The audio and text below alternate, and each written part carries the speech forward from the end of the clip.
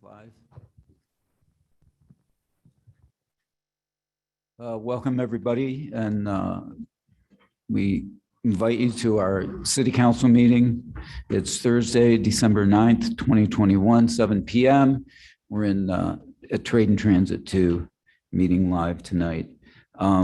Please rise for the invocation, which I'll give tonight, and then remain standing for the flag salute.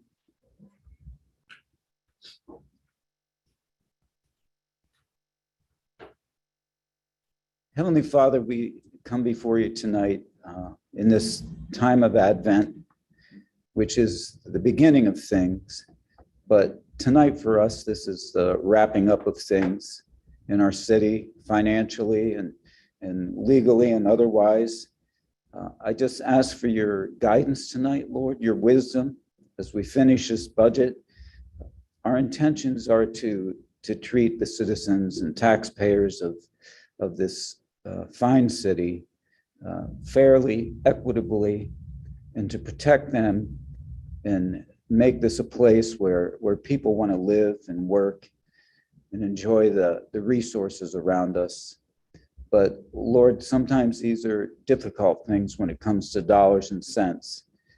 We just pray for your grace upon us at this time, everyone, Lord, in this city, because we're all experiencing things that are happening across our country financially that maybe are harmful and hurting us in different ways. We pray for you to touch each and every life tonight, Lord God. Give them, in this time of Advent, I just ask you to bless everyone in this city, Lord God, especially those who are most needy. We remember them, Lord God, in our prayers and ask your blessing upon them. And we thank you for all that we have, all the blessings we do have in this city, and the many advantages we have, and the good things, Lord. We ask it all in Jesus' name, amen.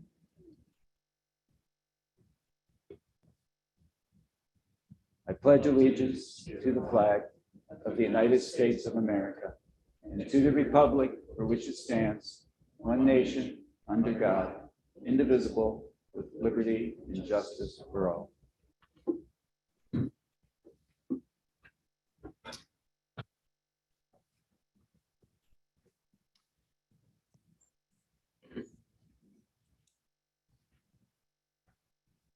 We'll move to item 3, approval of city council minutes for 12/2/21. Is there a motion and a second from council? So moved. There's a motion and a second. Any questions or corrections tonight? Hearing and seeing none, Mrs. Frank on the motion, please. Mr. Yoder? Yes. Mr. Mackey? Yes. Mr. Pelisi? Yes. Mrs. Katz? Yes. Mr. Banks? Yes. Ms. Mealy? Yes. Mr. Allison? Yes, motion passes 7-0. Thank you, Mrs. Frank. Item 4, limited courtesy of the floor. We've had no request for that tonight. Let's move to item 5. Would you read that in short form, please, Mrs. Frank? Ordinance authorizing the designation of a redevelopment authority of the city of Williamsport as the land bank authority in final reading. Thank you, Mrs. Frank. Is there a motion and a second from council? So moved. Second. Moved and seconded. Welcome, Mayor Slaughter.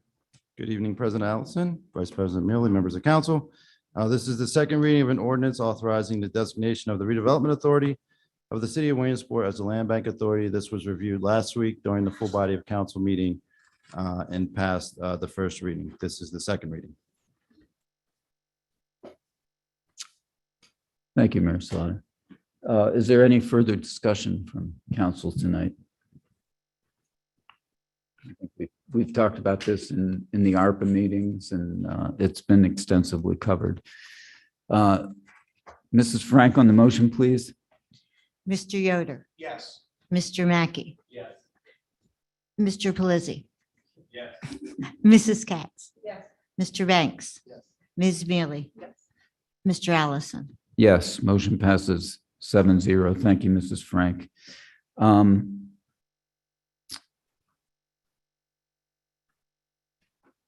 Let's move to, we have some, we have some things that cross each other, a couple items here with the budget that we need to look at kind of out of order this year.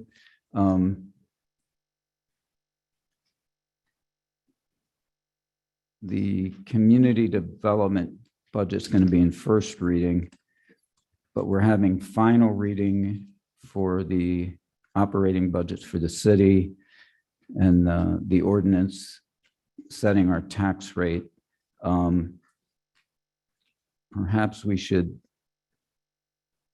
look at the community development budget first. Does that make sense? before, before we open the main budget and then have that on the table, but we have to settle the community development budget. And we can't have two motions on the table at once, so. Yeah, so let's move to item 8.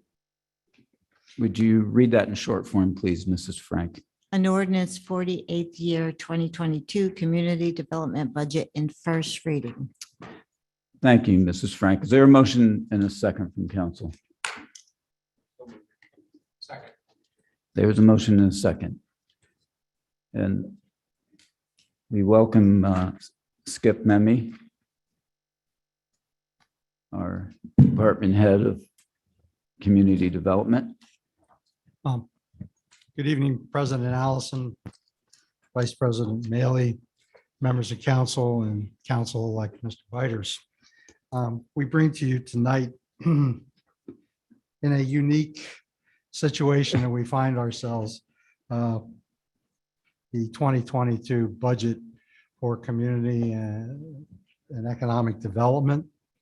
One of the unique characteristics of the budget of one of the budgets that are laid in front of you is the fact that we are requesting for what I believe may be the first time, support from the general fund in the amount of about $250,000 to allow the Office of Community and Economic Development to continue or to move forward the initiatives that you more or less directed me to do 14 months ago when I met you for the first time.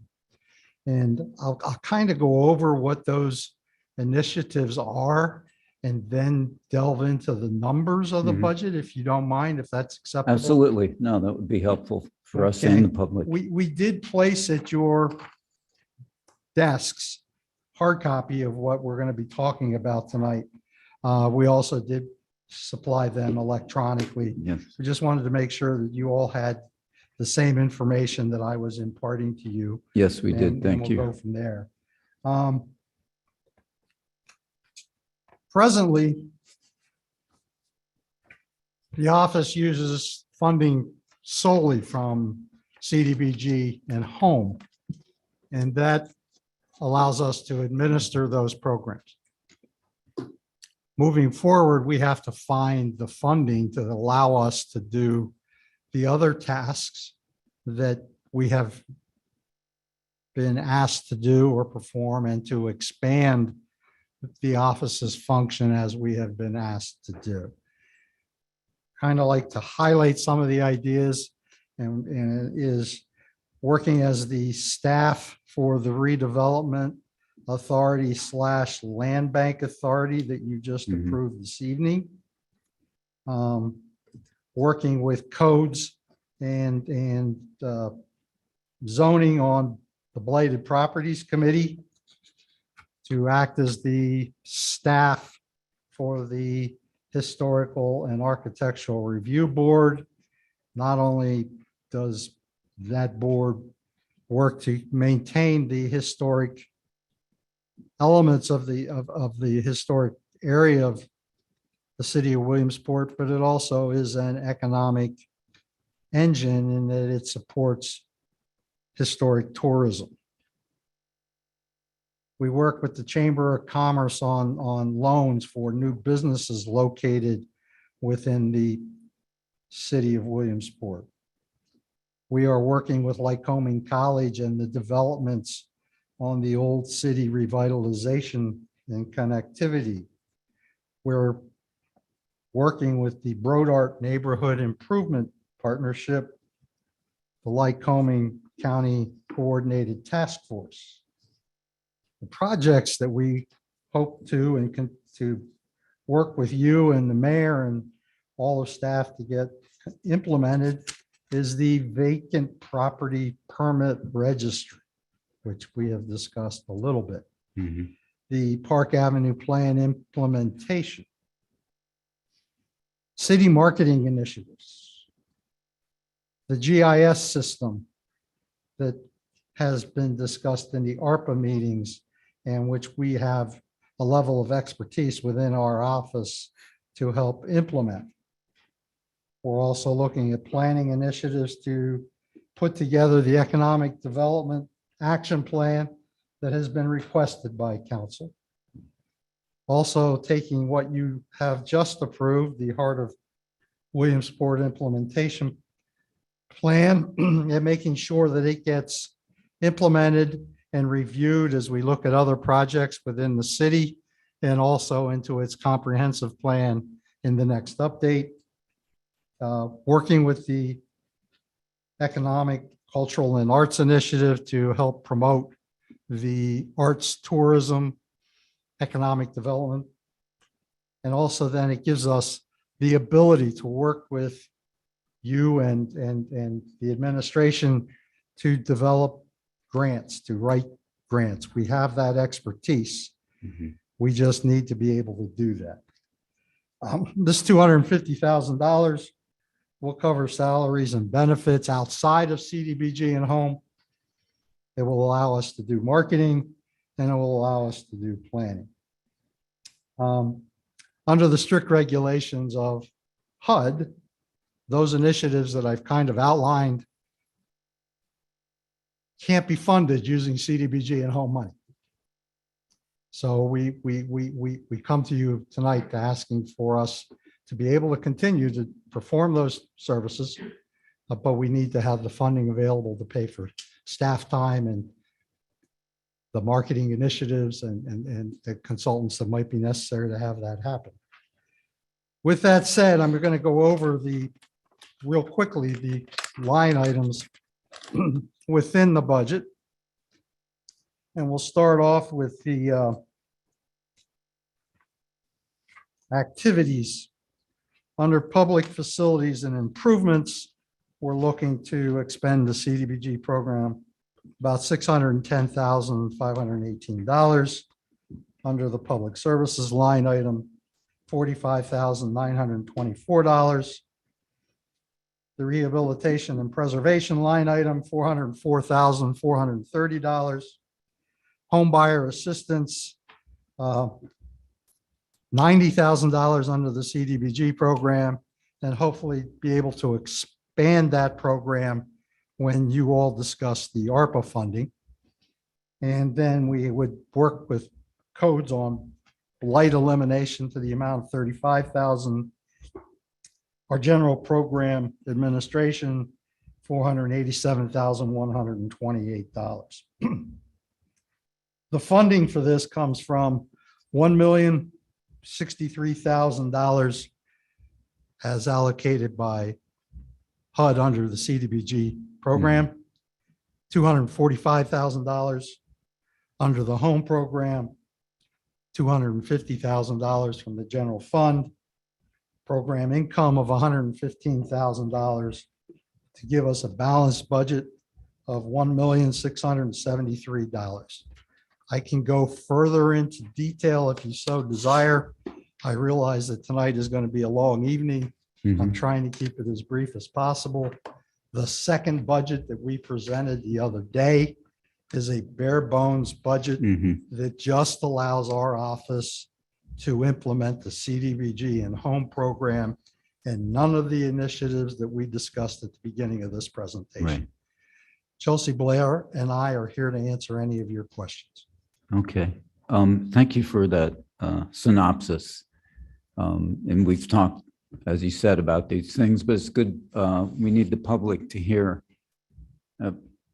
in detail about the things that we've been discussing publicly, but this kind of ties it all together, how it relates to ARPA and everything else.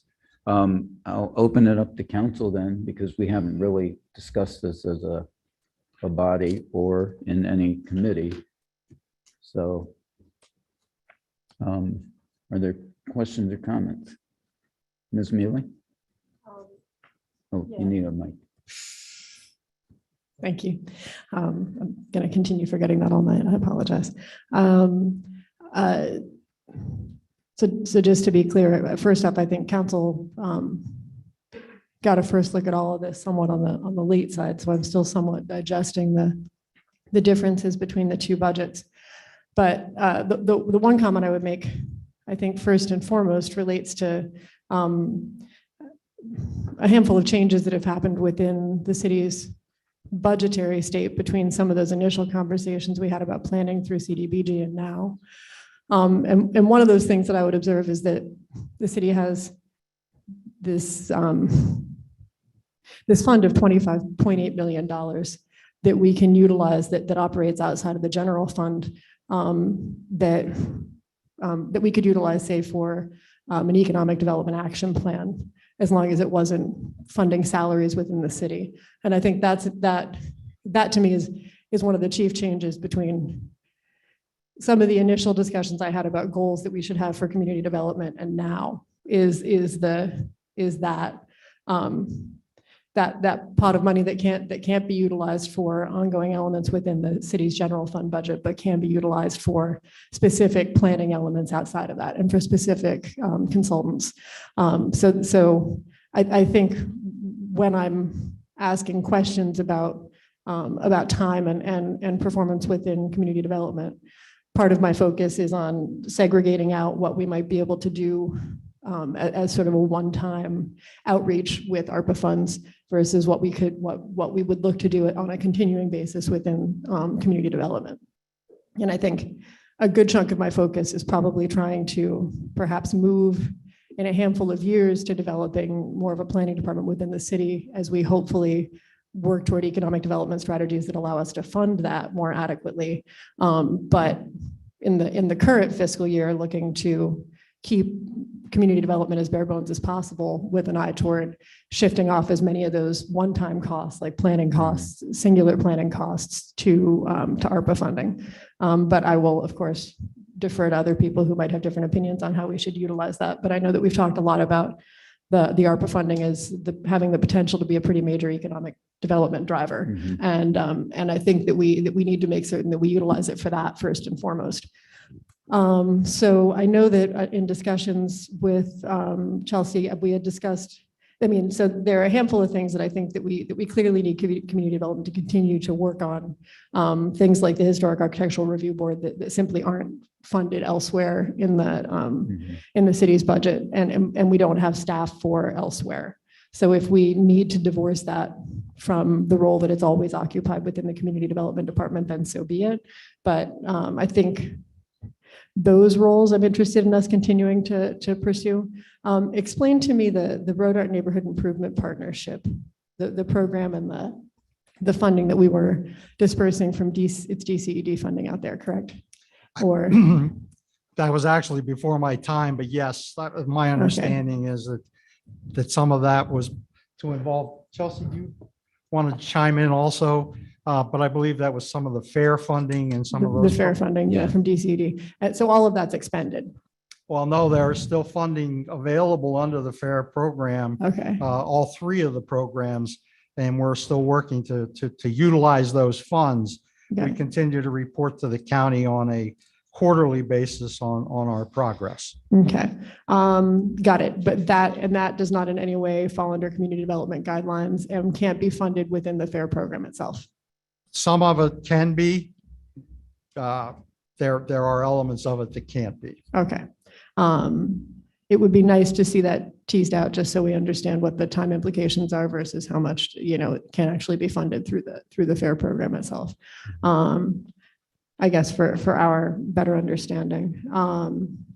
And I'm just trying to think so currently someone from community development sits on the Chamber of Commerce's loan review committee? I do. You do. Okay. And that time commitment?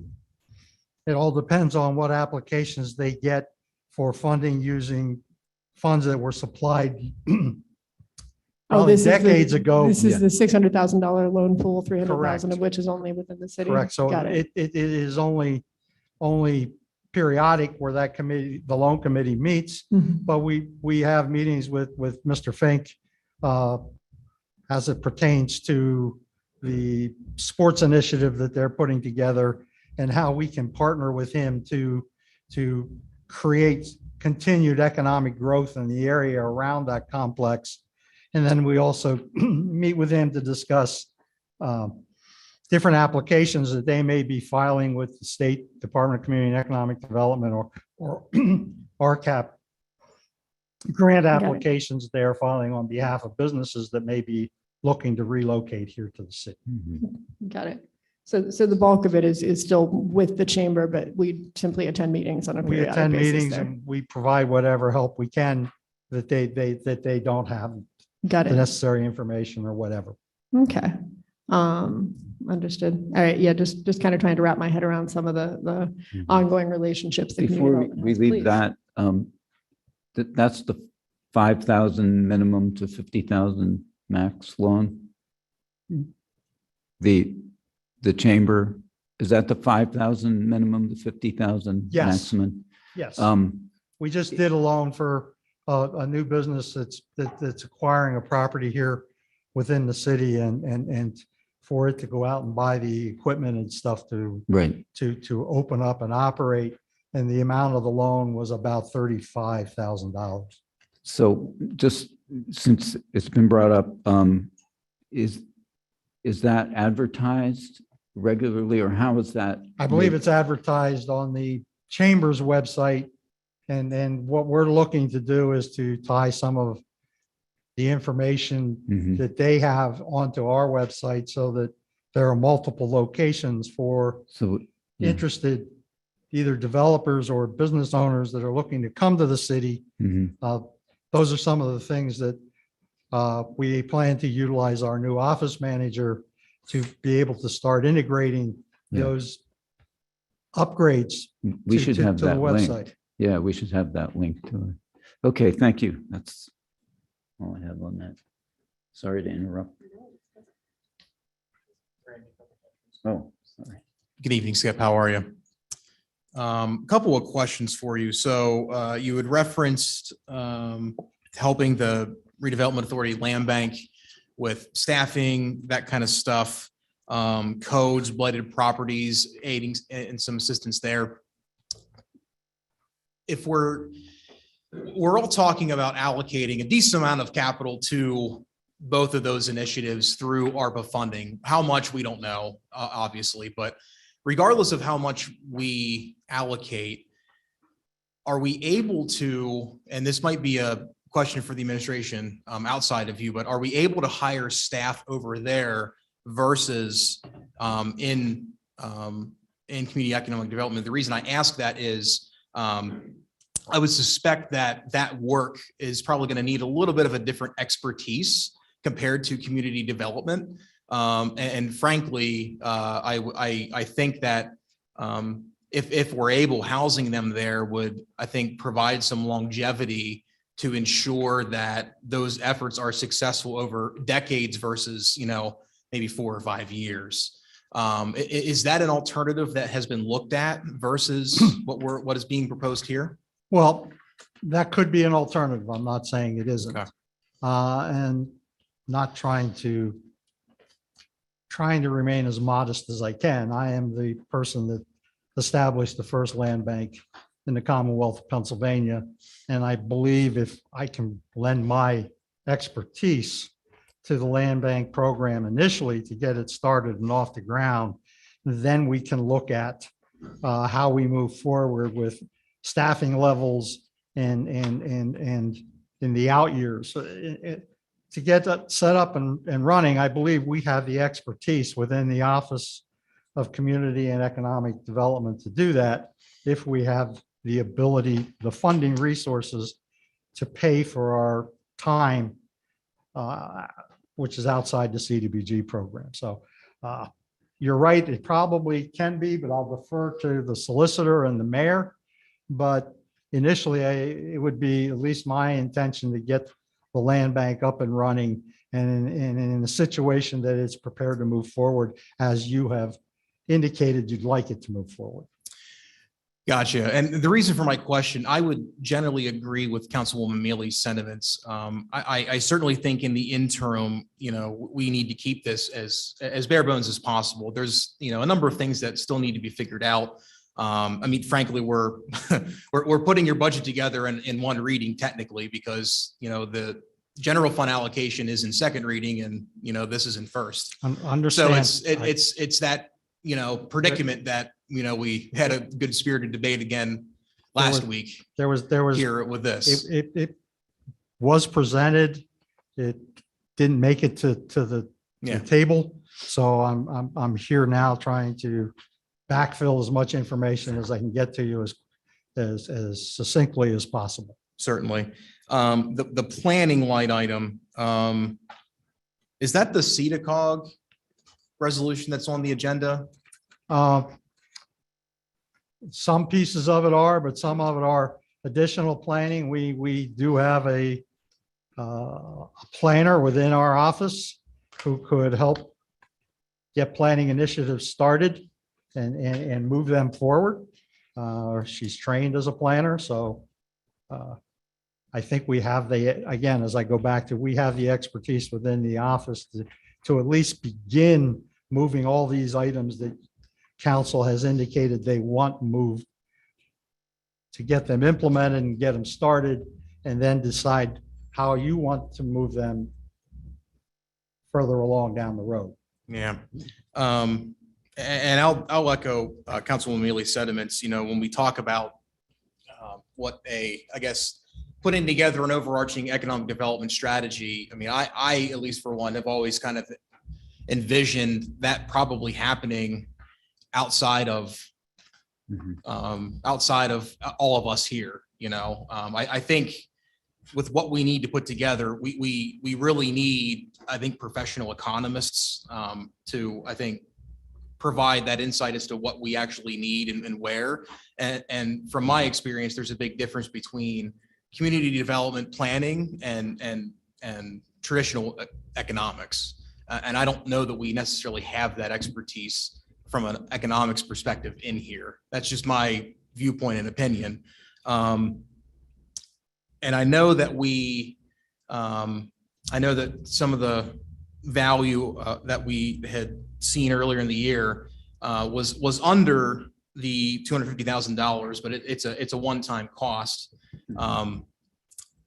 I've always seen that being more effective for longevity's sake outside of all of us. I think without understanding more of our options of housing some of this stuff, redevelopment, land bank, what have you, I'd be inclined to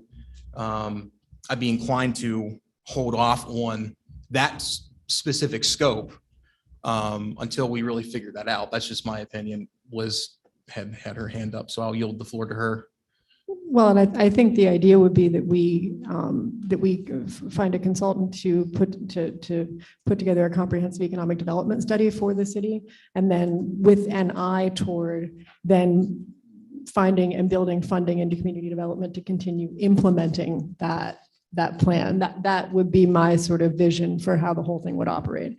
Or to Adam's point, if it winds up being recommended that plan be implemented specifically under the Land Bank and Redevelopment Authority, perhaps we look at adding staffing there. But either one, I think that I at least am comfortable with the idea that moving forward with economic development within the city is likely to require a little bit more well-placed staffing to make that a reality.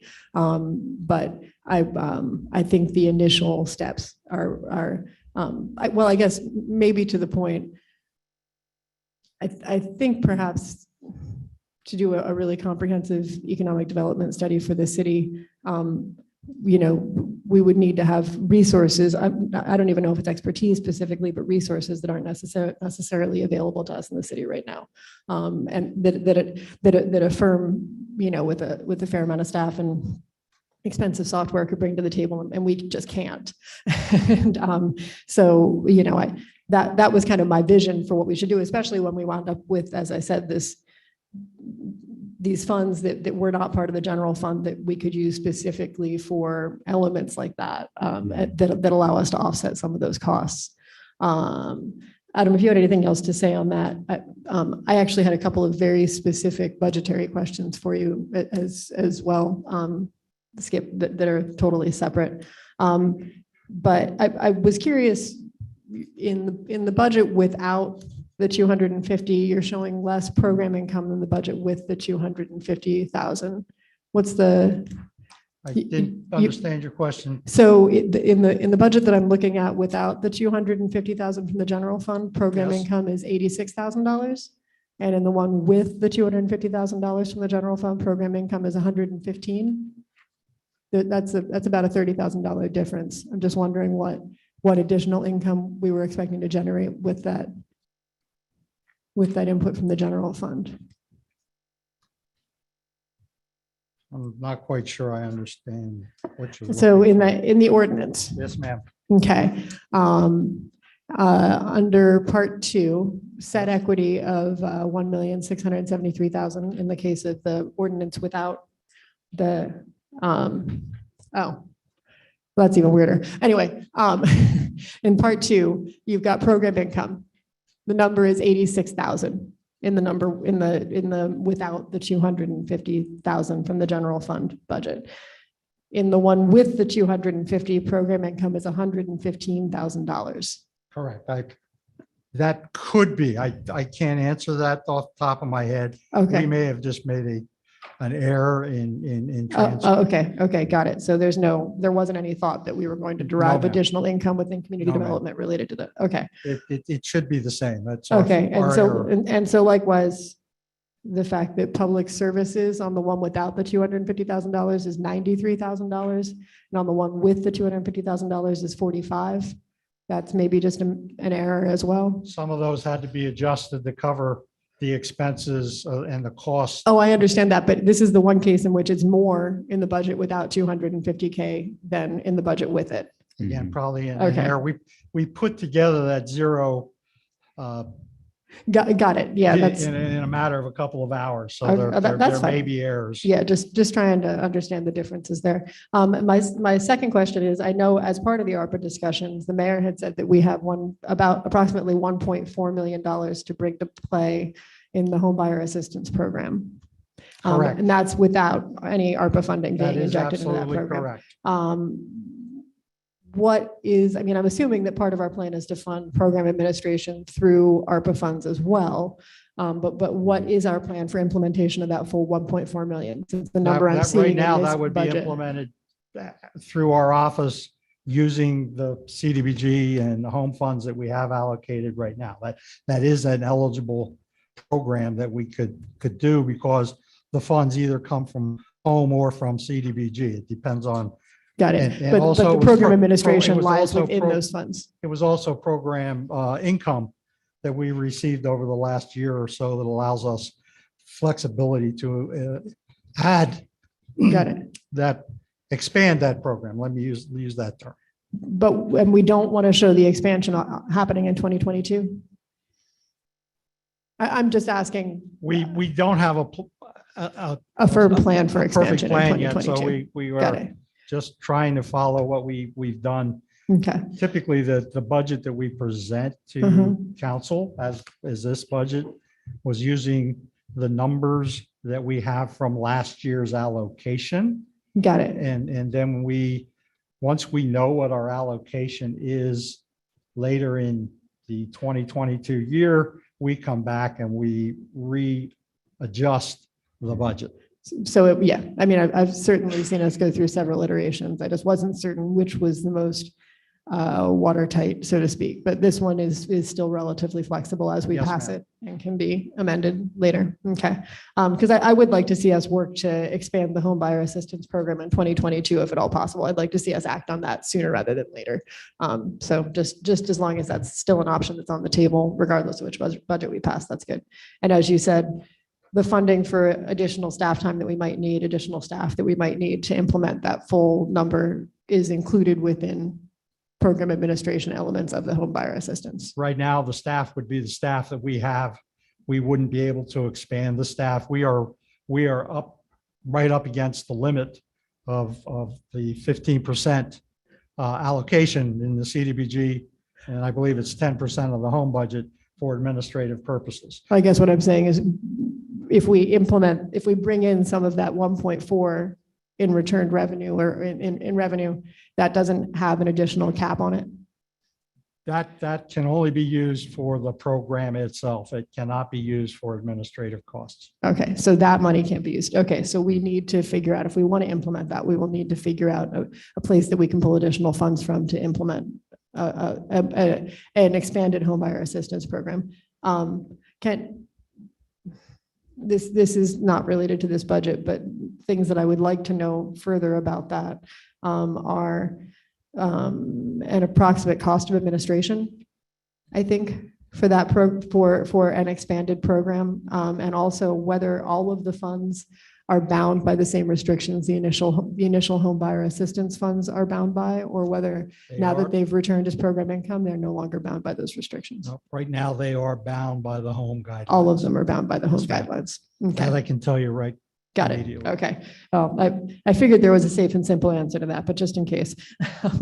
I think that's all the questions I have currently related to this budget. I see that we do have GIS built in under public services one way or the other, correct? And that's good. SPCA, yeah, the rest of it's not a surprise. Okay, that's everything I have for right now. I'll yield the floor to someone else. Mr. Palooza. Thank you. Skip, good evening. Good evening, sir. So real quick, my ears perked up. You said that you and your office have the expertise to write certain grants. I was just hoping that you might be able to touch on what some of those grants are briefly, because I don't want to hold up this meeting longer than it needs to be held up, and also what kind of funding there is for each of those grants that's out there, and how they could benefit the city. Well, specific grants, I'm not going to be able to say, but Chelsea has worked with grant writing in the past in her other positions, to include when she was here at the city. So she has a understanding of how grants need to be written. And in discussion with her when we brought her on board, was that she's been very successful with the grants that she has applied for. Each grant, as you know, has different values and can be used different ways.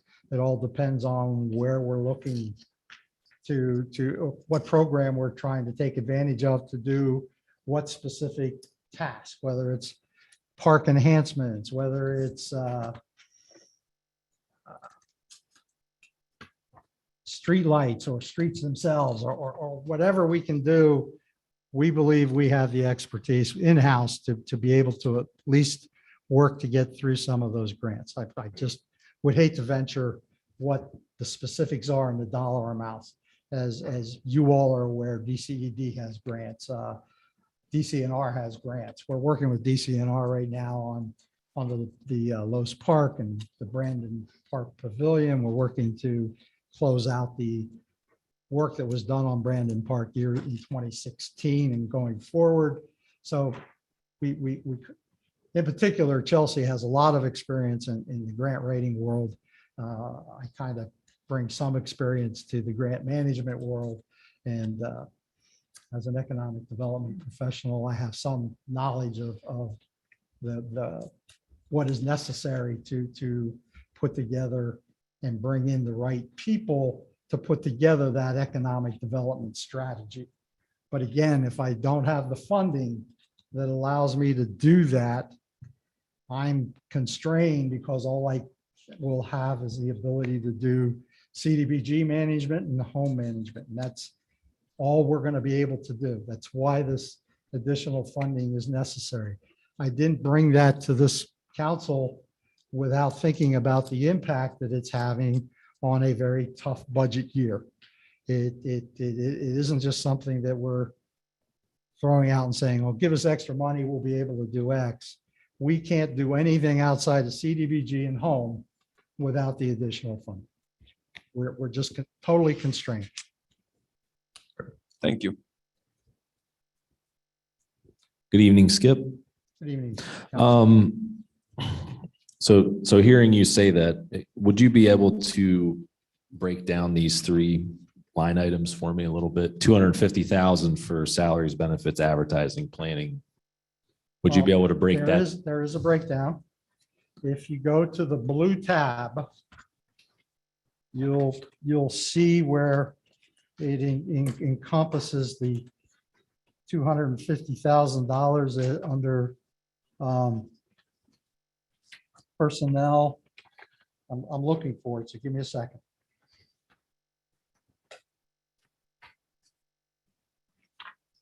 Yep, right there, but it's not.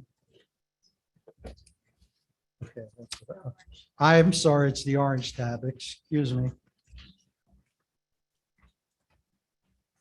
I knew we were trying to make it easy for everybody to find this. Being the short, fat Italian guy that I am, I kind of forgot. Under that, it shows salaries at 104,256. FICA at 7,975. Medical insurance at 51,376. Life insurance at 270. Workers' comp at 6,057. And pension at 30,195. And then if you look down, it shows under advertising, which you should probably say marketing, is $24,878. And for the planning element, $25,000, which gets us to a grand total of $250,000. Thank you.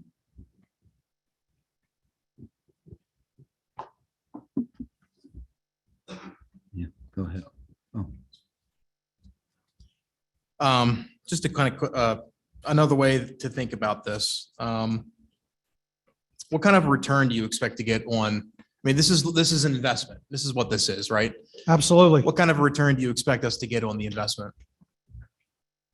I mean, To qualify it Yeah. under, with numbers, I'm not sure that we're capable or able to do that at this point in time. What I can say is this investment will allow us to continue to move Williamsport in a positive fashion and try to improve the economic climate within the city itself. What that return is, it's going to take a couple of years to get us to a point where we actually even see anything. So we're really initially only establishing the program, the baseline, and the return hopefully will be significant, whether it's improved property values because we not eliminate, but work to reduce blight within our neighborhoods through the land bank and the redevelopment authority, whether it's the implementation of demolition of properties and aggregating those properties so that we can send out an RFP for developers to come in and do some sort of residential development, whether it's looking at our commercial properties and either enhancing them and again, bringing in a developer so that we can improve the tax base. It's all based on what we're able to do and the value that the development community in particular sees and the support that they see from the city of Williamsport that you as a council, and you have been aggressively promoting the city. And that's what our goal is to follow through with promoting your initiative and through the marketing and whatever, whether it's a partnership with the chamber, whether it's a partnership with the colleges, whether it's a partnership with someone else to improve the real estate values, to improve the earned income tax, those kinds of things by bringing in new employees and bringing in such as the people that work for the hospital or the colleges instead of being out in other municipalities outside of Williamsport. We create a housing environment where they would move into the city. That requires a lot of effort from safety and security within their homes, providing them with homes that are to the standards that young people, young professionals are looking for today. Those are all things that we can do. But again, it comes down to having the resources to be able to do it.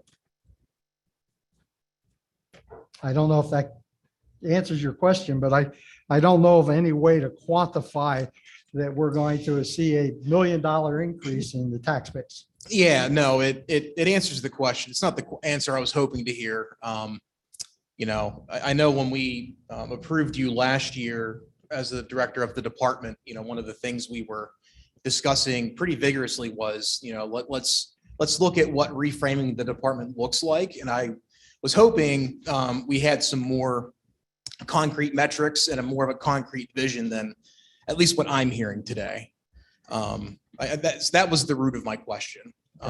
And I'm not getting it. I may be missing it, full disclosure, but I'm not getting that sitting here. And that's my hesitation. Okay, understood. I think part of that might be due to the fact that the department once was 9 people. Back when, yeah. Yeah, and it's 5 now, so. It's now they're 5 with the added of the office manager. Back Yeah. about 10, 15 years ago. And then I can add this. In a roundabout way, general fund dollars were used in support of the department years ago when Mr. Grado was the city engineer. He was the director of community and economic development and other things. A good portion of his administrative costs were borne through those other agencies that he worked for. So those were general fund dollars, not CDBG dollars. Yeah, certainly understood. 15 years ago, what was the Community Economic Development Department doing differently than what it's doing now with 4 or 5? I think, I don't. of course you weren't I need here. to look back in a crystal ball, but I wasn't here to be able to answer And those questions. the premise of my question is, if you go back 15 or so years ago, I think that our revenue trends were probably pretty similar to what we have now. I know we had a really good few number of years when we had the gas boom here, but that has proven to be an anomaly and not a sustainable level of economic growth. I mean, that's the premise of my question. I believe there was a planner on staff at those times as something different than we have today. What else was there? I'm not sure. I believe there were actually 2 people that were doing what Carl does now in the rehab program and those types of things. I can't give you those answers. I just kind of read through where the department was historically years ago. Yeah, understood. And the other part of the CDBG program, the $1 million plus that we get every year is what it is. And it doesn't go up really appreciably anyway. And costs of doing business continue to escalate. And so we're like I said, we're up against the max and within the program, and I've got to find another way to pay for staff time to do these other things. Yeah, understood. Of the 250, how much is the CEDACOG contract in there? I know that a portion of it is. Well, no, the CEDACOG is actually going to be within the CDBG program. Okay. The freeing up of the administrative costs for myself and Chelsea, which the $250,000 does, gives us the ability to be able to pay for that CEDACOG contract. Gotcha. I think Because it's Councilwoman all Katz. administrative costs, and we are capped at 15%.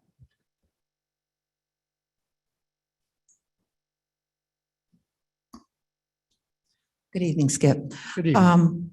You did answer the question for the salary, and that seems to be the sticking point, the $250,000. But we are at a point, and as you have said, where are we going to stay status quo, or are we going to try to bring the city up to a different level with different programs to make the city better and also bring more assets into the city? And what I'm hearing from you is the programs you're going after and maybe the funding also and the grants. And I'm looking at you also, Chelsea, because I know you were part of planning at one time, is something that we may not get the gratification within a year or two, but if you lay the groundwork, that gratification may come 3, 4, 5, 6 years down the line, which we will be benefiting. I think the thing that I'm listening here is we know that our population is decreasing and not increasing right now. We've got to do something that is going to bring our city up to different levels where we can bring more people interested in staying in our city, buying properties in our city, opening businesses in our city. And this is what in my mind, I'm listening to what the two of you have been saying, and maybe this is where I think you're going and trying to go. Exactly. That's exactly what we're trying to do. We're trying to create I'll call it the footprint, the stimulus that will bring young professionals and others to the city to live and to take advantage of what this great city has to offer. I came out of retirement to come here because I saw the possibilities of what Williamsport has and what could be. And I've made a commitment to be here for a reasonable amount of time to at least get it started. But I need your help in providing me with the assets to allow me to do that. If I don't have it, we're just a CDBG and home program. Well, I think, As it has been for probably 5 years. well, I think what I'm hearing from other council members is, do you have the staffing to do this? I know you probably have the capabilities, but is the staffing, what you're stating here is your salaries are going to be used strictly to incorporate better programs. Correct. And the I'll other, still be involved in the CDBG program and the home program. I'm not saying we're going to walk away from it. That's not my job. My job is to administer the office as is Chelsea's. But we're looking to, because we are the individuals that typically get involved in these other organizations, these other initiatives, that we would look for our funding to come out of the general revenues of the city of Williamsport. Because if I don't do that, then I cannot, in all honesty, use funding from CDBG and home to do that. So- We're just locked in. okay, 5 people in your office. Yes, It's you and Chelsea. correct. You have an assistant, an office manager right now that you just brought up. So that leaves 2 other people right now. That's our finance director, Joe Reichenbach, and our Carl Mazer, who does our rehab program for us. Now, Now- just to let you know, Carl will be retiring in a year. Okay, so that's going to leave us shorthanded with somebody that you're stating is going to help with CDBG and HUD and so on and so forth. Correct. Um, We will get there with I don't know if it'll be another Carl, but we'll be able to start with, Carl's got 40 years of experience. That I know, it's a lot. It's a lot of experience. So, we're going to try to find someone that is capable of stepping in and taking over. And we have a year to do that.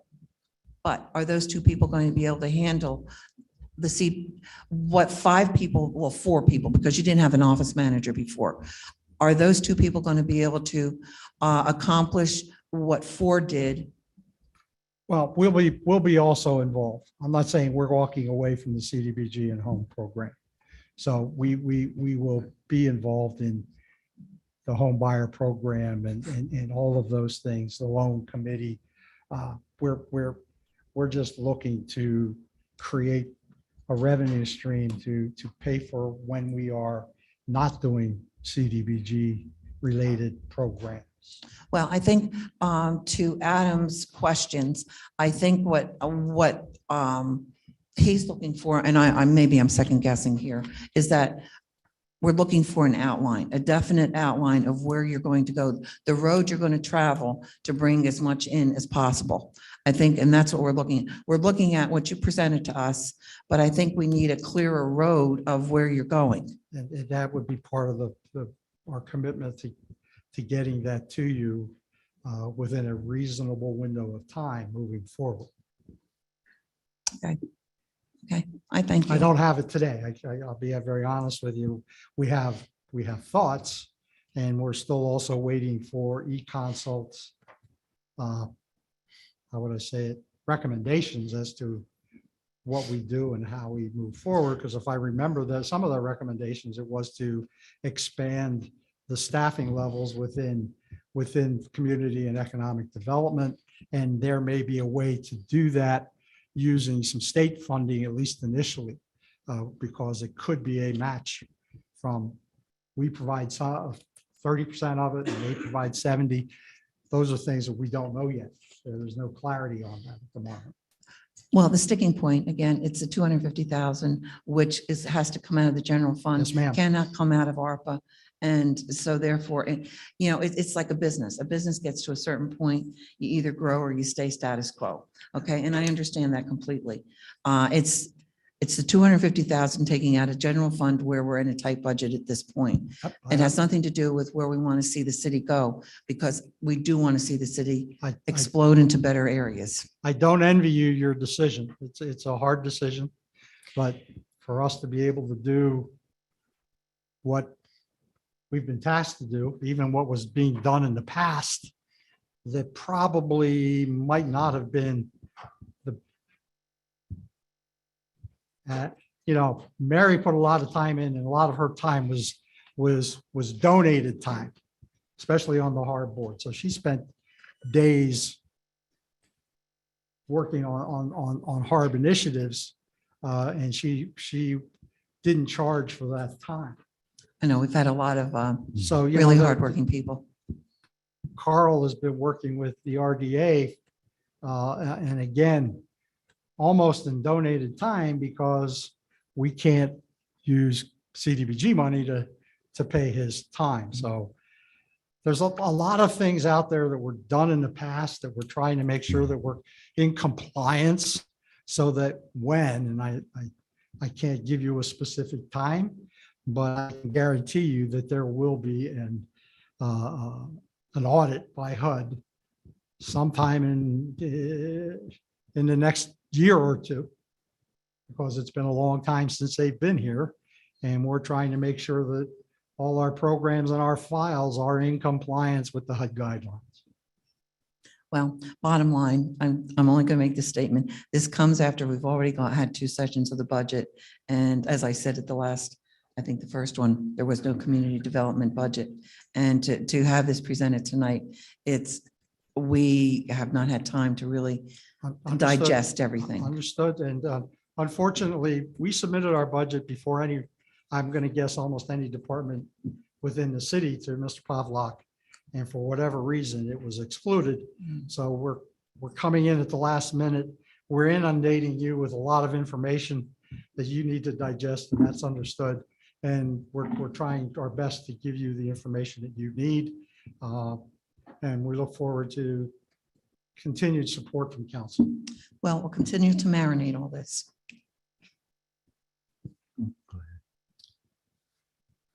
Not a big fan of woulda, coulda, shouldas, but I'm about to be a hypocrite. So here we go.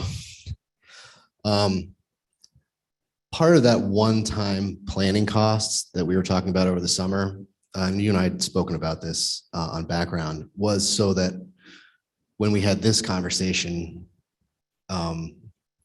I could justify expanding your department to my fellow members of council, because what we have right now is sticker shock.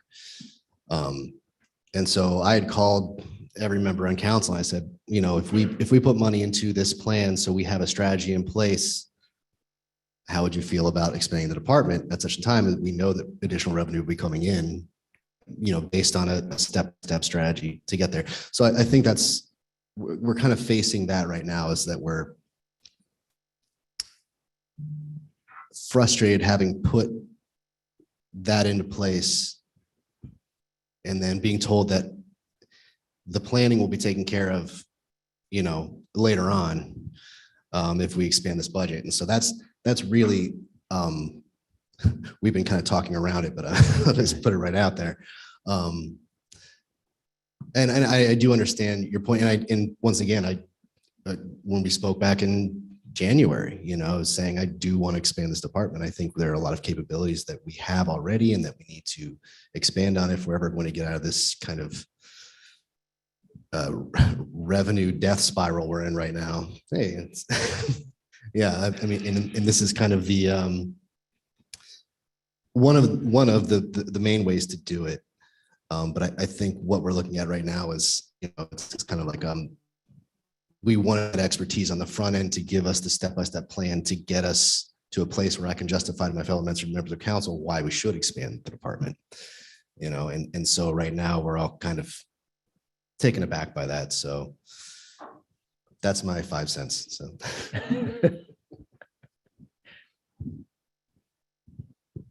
And what I'm hearing is that I think there's still a lot of investigation that could go into the concept of expanding the community development department, like investigation into state programs that would enable us to fund a chunk of it through the state, investigation into things like that. So my proposal, and of course, everybody's welcome to back it or not, is my line of thought, in part because at Tuesday's finance meeting, I appreciated the concept of outsourcing some of the more sort of standardized elements of the community development reporting. I think that we could probably realize long-term some savings by outsourcing to CEDACOG some of those reporting elements and making that no longer part of the department's responsibilities. And the price tag for that was $60,000. And thanks to Adam's line of questioning, I understand that there will not be the money in community development for that contract unless we figure out a way to shift some other costs around. I appreciate Dave and Adam's points. And I think I would agree that we need an economic development plan that helps us understand the best way to move the city forward, that helps us understand the best places to add staff to the city or to the redevelopment authority so that we can develop the city as best we are capable of. And we need a plan within the community development department that is bigger than what I'm currently seeing on paper, $200,000 toward salaries, $25,000 toward marketing, and $25,000 toward planning. That helps us to understand why funding placed within that department is going to, I mean, in the long run, return equity to the city. And we can do that, as I said, we can do that, I think, out of house, come to some understanding of that. The department can work on that over the course of the next year. But for this year, I would be comfortable with potentially looking at a number like $60,000 from the general budget with an eye toward allowing community development to continue performing things like the HARB responsibilities that they have always taken care of, grant administration within DCNR, things that have come out of community development in the past, and that we don't have a particular other location for in the city. And then as we move forward with an economic development plan for the city, making a part of that planning process, look at augmenting the community development budget, whether or not we could do that potentially for a couple of years with ARPA funding in some way or another, so that the sticker shock to the city budget can be deferred a little longer. I know we're always deferring, but still, that would be something that I could support. I don't know. I'll throw that open on the floor to other people. I would support that also. I think that's a solid line of thinking going into next year. I would support that. So, making a motion, Liz? Yeah, I guess we'd need to make a motion to discuss it, huh? I had one question I wanted to Never mind, Randy. before we get to voting. I took on it a step too far. I always do that. Yeah. You mentioned compliance earlier and the possibility of a deep dive kind of audit, not just a cursory look at dollars and cents. And are we prepared for that? As far as record keeping is all about software as well, and how up to date that is, and is the software compliant with the needs of the accuracy that we need to make DCED To be very or honest with HUD you, happy. to be very honest with you, Randy, what has transpired going back, I'm not really secure in the files and the information that has been put together for projects. Mhm. The projects going forward, I'm pretty secure that we have been putting together the files appropriately. That was one of the tasks that we were looking to CEDACOG to help us with, Mhm. to make sure that we were compliant, so to speak. And what Councilman Maley is recommending, and Adam has also suggested, that $60,000 probably frees up the money to pay for CEDACOG in that contract. Does it allow us to do a lot more outside of the Mhm. home and CDBG program? A little bit, but maybe not enough. But I'm willing to work with council in whatever way necessary to figure out a way to move the Office of Community and Economic Development forward. A little bit more money might be helpful, whether it's 250 or 100, that would give us a little bit of room to work with these Yeah. programs. But that's your decision. I'm here to work with what you give me. Yeah. I think it's important that we consider and think about this compliance issue, given to some of the things that have transpired over the past couple of years. We don't want to find ourselves in a similar situation where we're up against another set of circumstances. I think it's essential that we fund something, if it's CEDACOG, that the foundation of that department is found to be solid, or if there are cracks, we can identify them before any kind of investigation and be prepared, or an audit, I mean, not Correct. investigation, but be prepared to cooperate and actually be ahead of the curve instead of being surprised.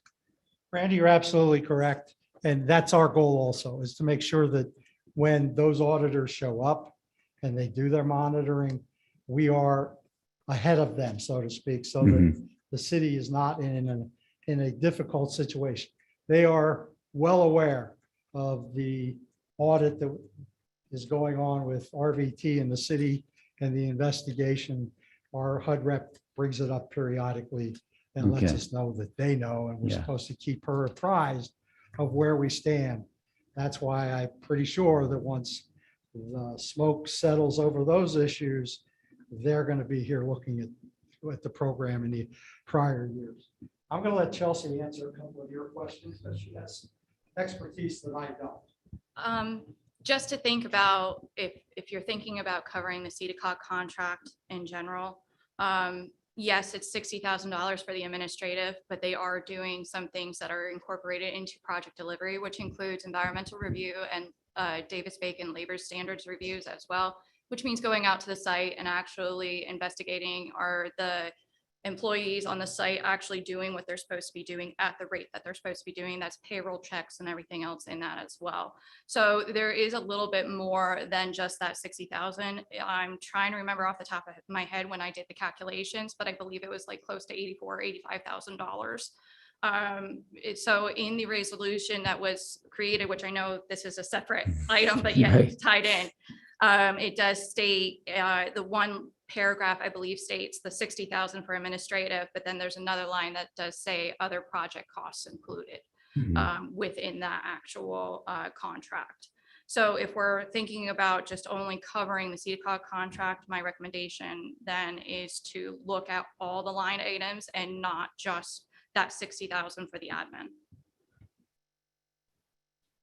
Mr. Bank? Well, and to that effect, we also just passed the Land Bank Authority, and I would hate for that to languish, in the first year that we have it without some administration from the city here. So, I think that should be something we should be considering as well.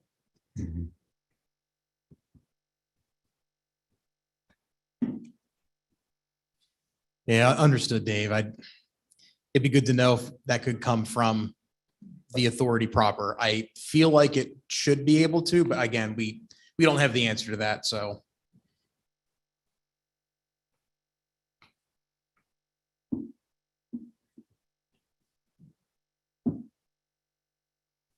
Um, Could I, Actually, I had one other thing to kind of add into Vince, to kind of answer your questions about grants and experience and that kind of stuff.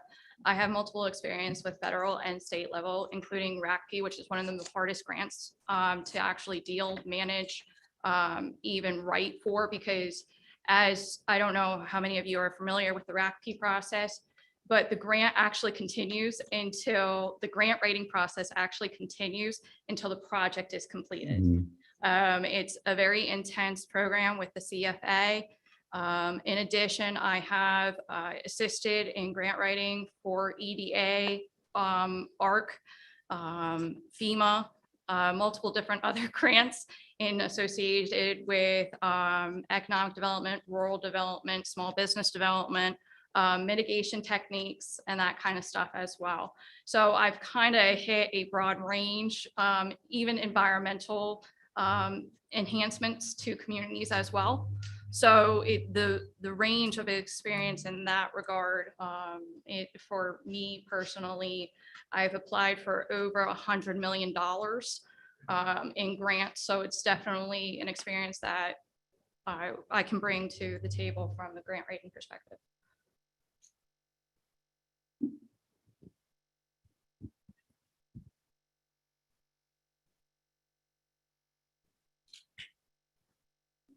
Mr. Pelisi? Thank you very much, Ms. Blair. I appreciate you elaborating a little bit more on that. Like to Mr. Yoder's point, what he said before is, every single dollar that we have to think about spending in this, it's, we're making an investment on behalf of all the taxpayers of the city. So to consider putting that money into the fund, when we talk about grants, right off the bat, my mind goes, okay, well, what kind of bang can we get for our buck? Is this a good investment? Would this be a good investment, or would it not be? So I do appreciate you elaborating on that.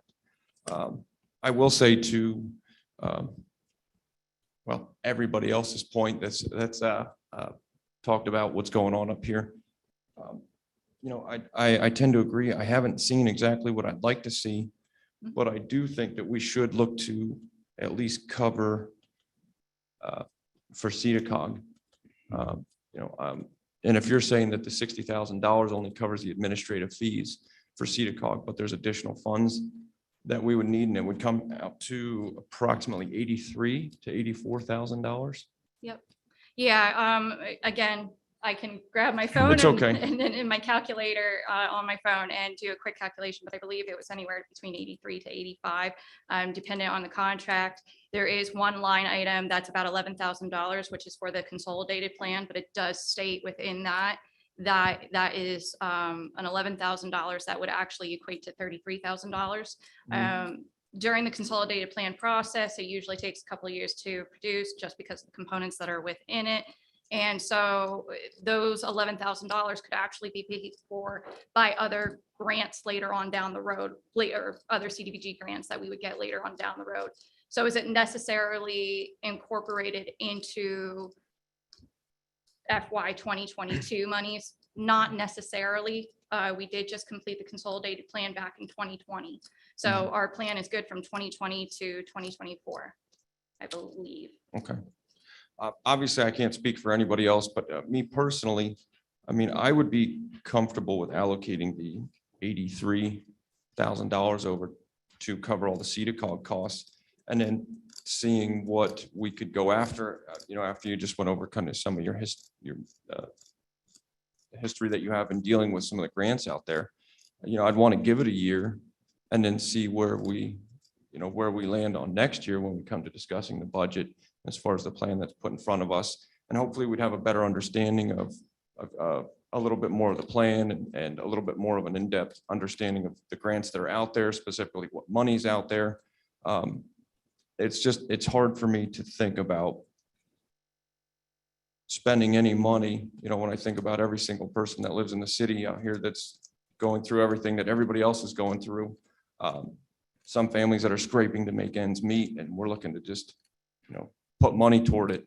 No disrespect to anybody up there. I know that you guys work very hard, but we're all working very hard right now.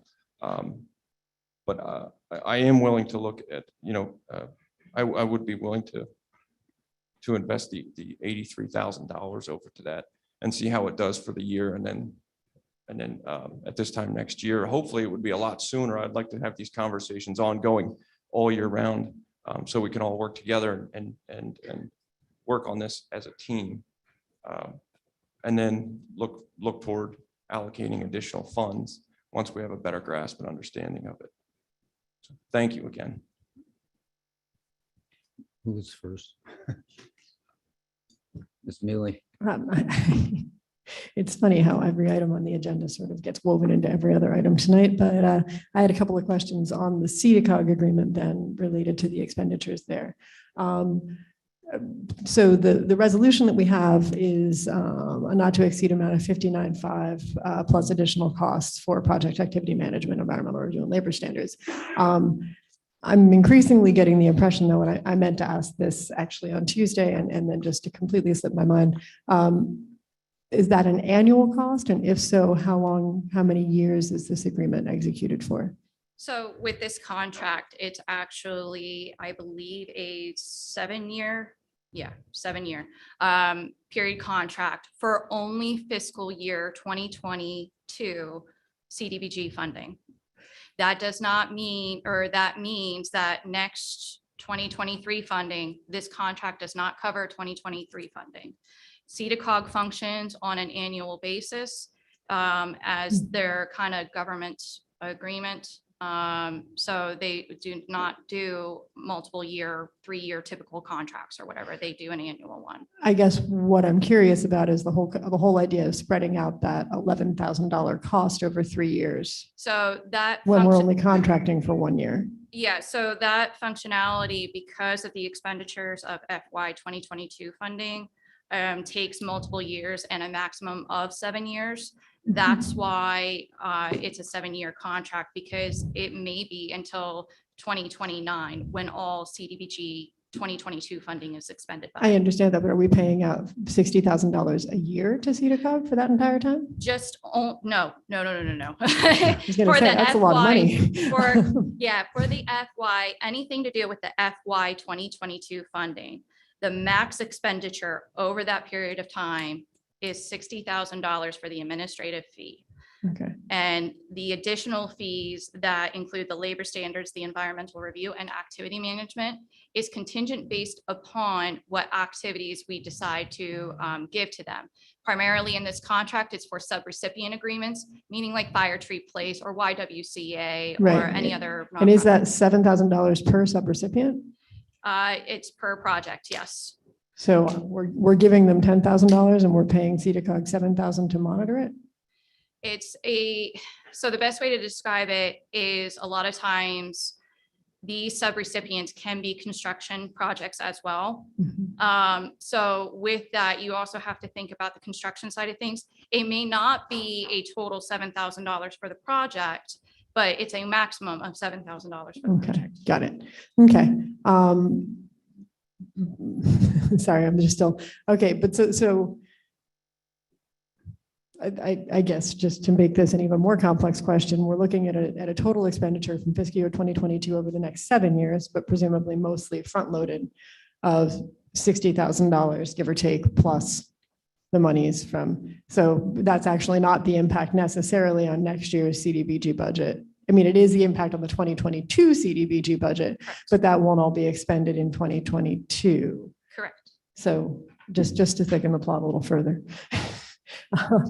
But then we are looking at also presumably encumbering approximately the same amount of 2023 and 2024 CDBG funds related to completing that 5-year plan. Okay. But we will not see those agreements until next year and the year following. Got it. Sorry, just to put that out there. We're almost an hour and a half into. Can I make a suggestion? If this would work, and Mr. Lubin, you can confirm this. That we pass the blue budget that is the basic on first reading, because there's a second reading in a week. Now we'll be adjusting the general fund budget this evening. But we don't have to vote on it tonight, correct? We could make changes. You can make, yes, you can make changes on the community development one next week. Yeah, But when but, you make the changes on the general fund tonight, okay, they obviously would carry over and become part of yes. the community development budget. But then subsequently, if next week, say we increase this, the general fund money going into this, we could still amend our city budget. You can do another amendment of it, yes. Yes. It might give us that extra week to get some of the answers about where the money could come from. Because everything has to be finalized, obviously, by the end of the year. Yeah, but we could,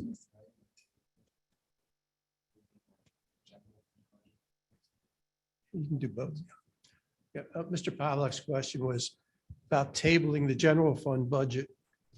I don't vote tonight to next week also. And that way, everything would think? tie in together that way.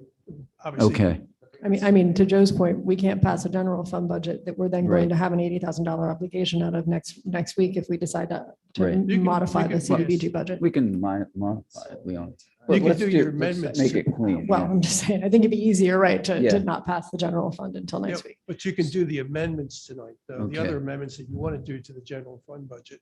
And You then can do table those it, tonight.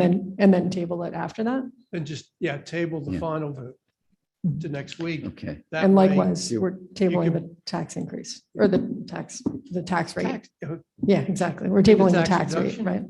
Yeah, does the that tax sound reduction. reasonable? Pass the blue budget tonight and then, We still have to amend the budget though, because it was proposed with $250,000 of revenue. So, yeah, right? right, yes. Mhm. Sure. Well, no, Yeah. So, he's saying pass the one without 250. well, yeah, but what I'm saying is legally, I'm of the impression that the CDBG budget was presented to us with the 250 in it. So we would The amend. blank quote unquote budget came to us after it was presented. So I guess legally, Norm, wouldn't we still have to remove the 250? Either remove it or, pass one of them Yeah, as is, and then make the amendments next. okay, so we can pass either one we choose, even though one was presented to us. Yeah, because both of them have been presented to city council. And then second Neither question, one has been acted upon. Mhm. if we ask community development to work up an entirely separate budget predicated on another number for next week, we can just substitute that one, second Or reading, just make it, you'll have to make amendments. an amendment. Do we have to make amendments or we can just substitute the amended budget provided by community Well, There'd have to development? be a motion to amend next week. But I guess what I'm But saying one is, of can we these two- amend it wholesale? Can One we of these two have to be approved tonight. And then next week, you can make the line item amendments. So, Norm, let me ask it this way. I think this is what you're getting at. So if we wanted to make 8 amendments to the budget throughout, and somebody gave us, if we had a document that we all agreed upon, could we make one amendment saying we want to amend the budget per whatever document to streamline the entire amendment process? I think that's what you're kind of getting at, correct? Well, I'm getting at that. Yeah, it's a little hard, Mr. Yoder, primarily because it's a line item budget. And secondly, everyone would have, probably run into is that every amendment has different effects and it would have to be approved by 5 votes. So that, for example, if 4 of you agree on one type of amendment and 3 disagree, it doesn't pass. So That's no. why it has to be by line item. So to further that question, it has to be by line item within the community development budget as well. Both budgets, yes. Got it. Even though we calling out a specific line items within the community development budget is much more complex. It hasn't been confirmed. You just have to let us know where the changes would be, that's all. Okay. And a pertinent fact, before I forget, it takes 5 votes to increase a line item, 4 votes to decrease. Okay. So that just throws another little curve. So that's a buzzkill, Randy. That was a slider. So, Norm, one more Okay. question. Sure. I think the answer is yes, but I just want to clarify. Are Okay, we yes. able to make amendments to either budget and then table it afterwards? Well, you can make the amendments on the community development, that has to be passed on first reading. That's tonight. yeah, But you can make any amendments you want to it, whether it's tonight or next week. But on the general fund budget, once you're done with completing any amendments you want to make tonight, then table the Okay. final vote. So yes. Yeah. So we can amend the general fund budget and then table it. mhm. Yes. Thank you. Okay, so.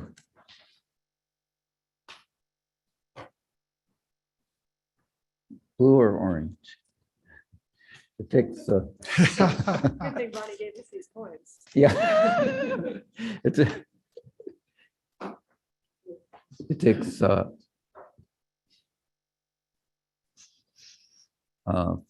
just 4 votes to decrease, but 5 to increase, so. Well, I don't think we know in this context whether, I Yeah, think we we, don't- yeah. we would be increasing if we took the orange budget because the budget proposed by the administration has no contribution. We would want, The budget sitting in front of us in general has no contribution to community development. right, So if we take the orange budget, that's an increase. If we take the blue budget, that's a Yeah. net 0. It's not a decrease. So okay. anyway, I mean, it would seem to me like we should start with blue and then work our way Right. somewhere else. So, okay, Blue? heard me? Is that what I heard, Liz? Blue? I suggested that we start with blue and then work our way. Okay, I mean, either way, it sounds like the amending process is going to be a huge hassle. So might as wanna well make- amend the blue. I'm gonna make a motion to that. I will make a motion that we adopt the community development budget under the blue tab in our packets, which is the community development budget with no contribution from the general fund on first reading. I will second that. Thank you. Both. And I'm not going to ask if there's further discussion because there isn't. Mrs. Frank on the motion, please. Mr. Yoder, Yes. Mr. Mackey, Yes. Mr. Pelisi, Yes. Mrs. Katz, Yes. Mr. Banks, Yes. Ms. Mealy, Yes. Mr. Allison. Yes, motion passes 7-0. Thank you, Mrs. Frank. Thank you. Thank you, Skip and Chelsea. To Thank be you. continued.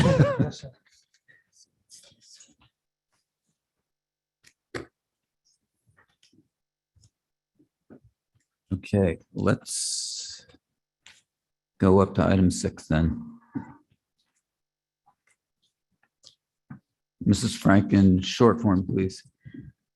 An ordinance adopting various operating budgets for the city of Williamsport, including the general fund, capital projects fund, liquid fuels fund, city hall operating fund, unemployment compensation fund, debt service fund, Act 13 fund, and pool repairs capital fund in second reading. Thank you, Mrs. Frank. Is there a motion and a second from council? Second. Moved and seconded. Welcome, Mayor Slaughter. Good evening again, President Allison, Vice President Mealy, members of council. Yes, what you have before you is an ordinance on second reading adopting the various operating budgets for the city of Williamsport. Thank you. So I'll open it up.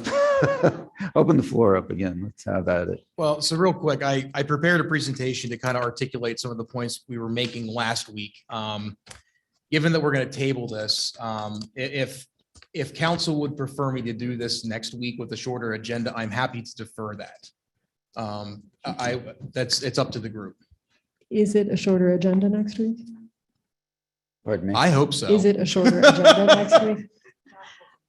Yeah, Well, and then. I'm just putting that out there. All right, well, then, in that case, we'll go through it again. Okay. And I will work to be brief as I can. Would you be so kind as to pull this up?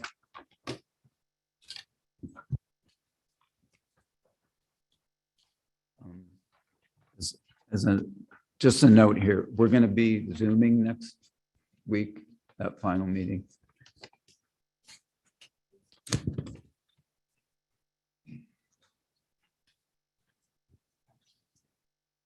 Thanks, Sean. All members of council have a copy of this. The mayor, I believe finance does as well. So to articulate some of the points that we were making last week, and I think the importance of a lot of that, I took some time to put together a model of some of the ramifications that could happen or likely at this point will ultimately happen, whether it's next year, whether it's 5 years. Don't know when. And it could look certainly different, but it's to articulate the point, I wanted to put this together, run through it quickly. You can go to the next slide. Going into this, some clarifications and assumptions. You can go to the next slide. Oh, nice.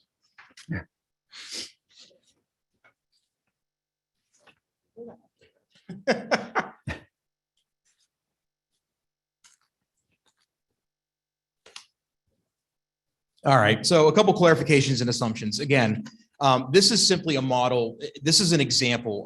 Nothing in this that we're going to discuss is set in stone. This is not actually going to happen exactly as it will. It assumes that future budgets after this are bare bones. So we've talked about this. You know, we last year cut our budget down to the very basics. This budget presented to us is also the very basics. I'm making the assumption that future budgets will also be that for demonstration's sake. This assumes that we're going to come in on budget during the life cycle of this. So we do typically come in under budget in the general fund. This year specifically, as shown, is about 1.6% under. For demonstration purposes, I'm assuming we're coming in at budget to demonstrate zero budgeting. I'm making the assumption, you'll see later in the presentation, that any ending balance we're just going to put aside. We could do a lot with that, as we can certainly talk about and can reference, but just for demonstration purposes, that's where that's going. Any of the revenue or expenditures projections included certainly may be different, not only in timing, but in value. I am using projections from eConsult. They projected a 1% existing and a 1 for revenue growth. They use 3.8% expenditure growth. For a proposed revenue growth or a goal, I'm using 3.8 to match and simulate what a balanced budget with revenue and expenditures growth wise being the same. So go to the next slide. So let's look at the proposed budget and some of the implications of that under the model that we're currently under. Let's look at what the deficit actually is. Thank you. So what you see in front of you is the comparative equity statement that is presented, i.e. the city's balance sheet of the general fund. There are 3 numbers in particular highlighted yellow. That is the beginning balance, which is what we have in the general fund account at the end of the current fiscal year. We have $960,000 of American Rescue Plan money. That was a topic of discussion, and it's highlighted for a couple of different reasons. One, because of the questions surrounding the value of it, but more importantly, it is not a sustainable revenue line item. It is a one-time infusion of cash that we will get for a limited, finite amount of time. And then the ending balance at the bottom of 438 and change. So that is the projected ending balance after operating for a year. What we have done for years is we have used that remaining balance that we have always had from conservative budgeting to balance our budget. And council has said for a number of years, and we said specifically last night, or last week, it's not a good approach.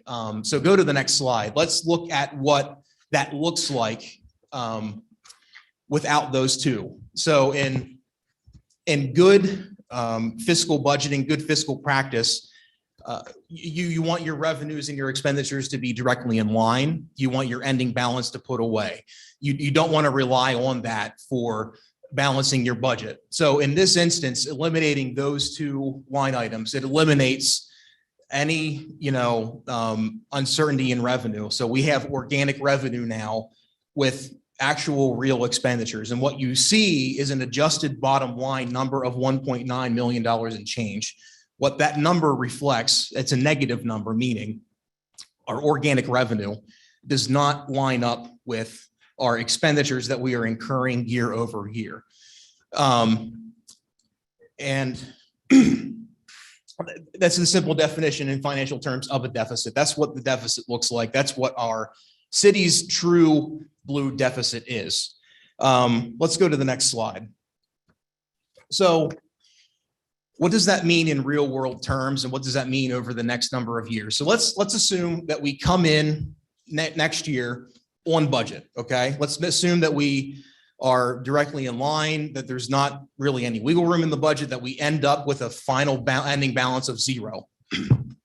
What that means in going into 2023, reflecting a zero budget starting at zero, what that means is with organic revenue growth of 1% on the top side, with 3.8% expenditure growth on the bottom side, that means that we have a $1.2 million shortfall next year. Now, obviously, we likely won't. We will likely come in under that. How much? I would be inclined to think that it would be much less than 1.3 million that we're starting with. Maybe it's closer to the 438 that we are starting with next year. Nonetheless, it will be less than $1.2 million. So we will have a shortfall again. We would have to raise property taxes to make up for that. And as you look at 2023 through 2026, the common theme you see with zero-based budgeting and continuing down that path is continuous property tax increases, unfortunately, to make sure that our revenue does keep up with our growth. Unfortunately, our property tax revenue, it's not organic. We have to adjust it, right? So let's keep going through here. So during our budget sessions, we talked a little bit about the value of not only better managing, continue to grow as we are continuing to implement best practices as we manage our expenditures, but we've even talked about it tonight, the necessity and need for true blue economic growth. I'm going to demonstrate we really need both to solve the problem. So let's go to the next slide. What this shows, so there were some comments and questions that I had asked to our public safety professionals specifically about what are other municipalities doing to provide those services in a more cost-effective model, because that's always what we're looking for. I referenced Lancaster specifically. So let's say over the past couple of years, we had done some investigatory work and had some solutions that we could bring to the table that would get us into Lancaster City's model for police and fire. Okay. What you'll see, if we could implement them through 2022 and budget for them starting in 2023 after 3 years of investigation, what you would see is a decrease in our general government expenditures of about $2 million. And again, that's from maximizing synergies and learning new things about how to better operate. Now, full transparency, there may be things that would be found out that we couldn't do, right? That is absolutely possible. This is just a simulation, but to demonstrate the need to do that. So what you'll see, look at the property tax increase line. It's zero. Okay. And what that means is we are able to control our costs to the point where we can at least slow the trend, right? To where we don't need to do that. But unfortunately, if you would continue through 2027, 2028, 2029, what it would do is it doesn't slow the level of growth. It reduces the amount of expenditure we have. That growth continues and it'll catch back up. So we're back in the same boat. We just push it down. Go to the next slide. That's why economic growth in conjunction with continued best management practices of our bottom line are the solution to solving the deficit problem. So what this does, this factors in, let's say over the last 2 years and over the next 2 years, over a 4-year period, we're able to develop this comprehensive economic development strategy that we've been talking about, actually see some organic growth in the city and grow our rate of return and our tax growth to match our growth in expenditures. What you see is not only a balanced budget, but if you look at the bottom line that I inserted in there, reserve/rainy day fund, you see that number growing. That is what would be our ending balance, okay? And that is, we could do a lot of different things with that. And the key trend that I want everybody to notice is that grows, okay? The organic growth combined with continuing to better manage our costs, we actually reverse the trend and we can grow our reserves. And I mean, we're talking about a lot of different needs throughout this entire process that the city needs. That all doesn't necessarily have to go into a rainy day fund. Some of it certainly should. And there's a debate to be had about how much and what that looks like and when that's used. But that frees up tax dollars to put into other needs of the city. I mean, we've had debate, during rescue plan sessions about investing in baseball fields and our parks. I mean, we all want to do that. This allows us to do it not only in a sustainable way, but in a way that we can keep up with those investments and not let them get ruined, right? Like that we have for a couple of probably times now. So just a quick comparison, just to sum this up. Again, the whole point of this was, I just want to articulate what we're actually looking at and what these solutions could look like and how it actually solves the problem. Under the current trends, under this model, you're looking at over 5 years, anywhere from a total of like maybe 3 to 4 million. If we would run into this scenario, we probably won't, it's this bad, but we're going to continue to look at continuous property tax increases that nobody wants. If we can shift the trend, we can put a lot of money aside for emergencies. I mean, we just lived through one. Having a few $1 million in the bank would have been really, really helpful. It would be helpful right now trying to figure all this out. So like I said, I wanted to offer a quick demonstration of and a visual. What do these points actually mean and where do they actually lead us? And this is where, we need to continue to manage our expenses, but we need to grow our way out of this as well. And we need to get to a point where we can reverse the process that we are using to budget. We need to be not only thinking about growth economically, but we need to be thinking about fiscal viability and fiscal planning of the city proper. And that's exactly what this is. And this just scratches the surface. So thanks for your time. Like I said, I tried to be brief and run through this quickly. If anybody has any questions or comments, I'm welcome. I'm happy to listen or respond. But again, thank you all for your time. Mr. Pelisi. I'll just speak loudly enough for everyone to hear me. So pretty much, Mr. Yoder, what you're saying is that if we can kind of work our way to following this model, we'll have excess money to where theoretically we'd have enough money left over. You might even be able to lower taxes. Is that what you're saying? 100%. Okay, thanks. Easy enough.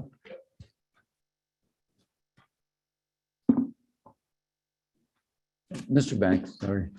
I'm gonna make another hypocritical statement. In order to administer those programs for economic development growth, we would probably need to fully fund our economic development department as they've asked for. Something to think about. Yep, I fully admit that, this is a little contradictory to the discussion we just had, but it doesn't negate the fact that the result of this and the result of doing that, it's proper planning. And I think that's one of the big points that we were making the past couple of weeks and especially tonight that we're still looking for. And I certainly think, even though that this is certainly contradictory, that point is still valid. So, and thanks, Dave, for reinforcing that. I appreciate that. I think today's point, I mean, there are a number of things missing in this model, and that's not to denigrate the model in any way, shape, or form. It's a quick model, but we know that if the city were to increase its economic development, chances are that would also involve an increase in staffing in certain areas. So we would have some corollary increases in spending over the bare bones model that we're using right now. That's just expected, but I mean, as they say in the business world, you got to spend money to make money, right? And that's an understood factor. What we want to also understand is how spending that money will help us make money. And I think that's the question that we've all been discussing here for way too long already. So, thanks.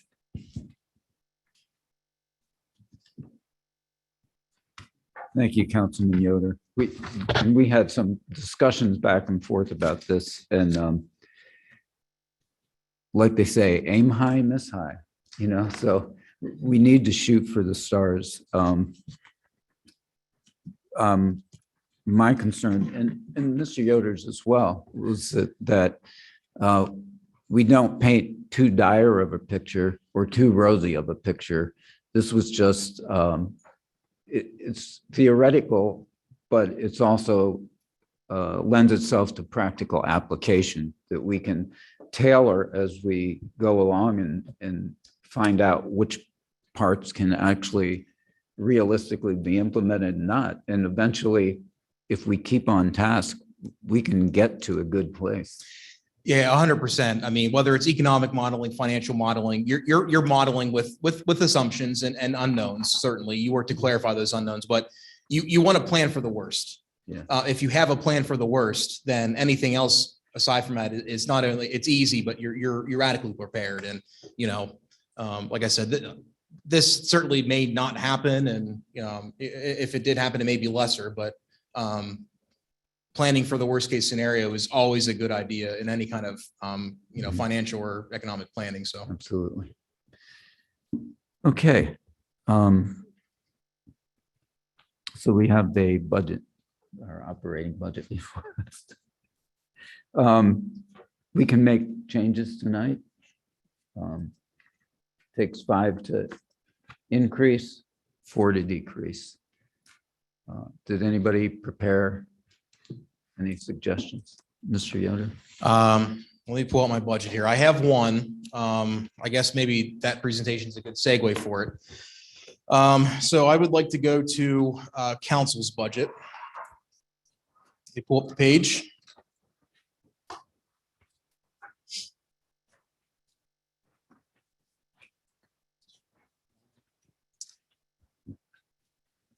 Quick question, Joe. You okay if I create a line item? All right. We are on page 9. Actually, no, I don't think I need to create a line item. Okay.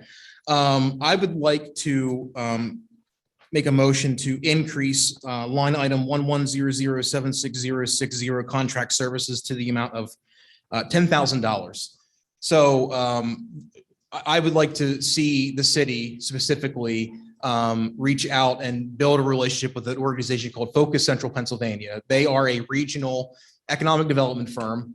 Their whole mission is to really, they build relationships with industry and investment partners, and they really help to connect them with local municipal leaders, specifically with existing infrastructure, existing stock. I have a relationship with the executive director, and I think that this is something that could give us a quick little shot and could really pay off very, very quickly with a little bit of a establishment of a relationship. It's not comprehensive by any means. In a overarching strategy, this would be a tool within that, but it's a tool that I think we can use rather quickly and help to, I think, start that process of increasing revenue a little bit while we get that overarching plan. So I would make that motion.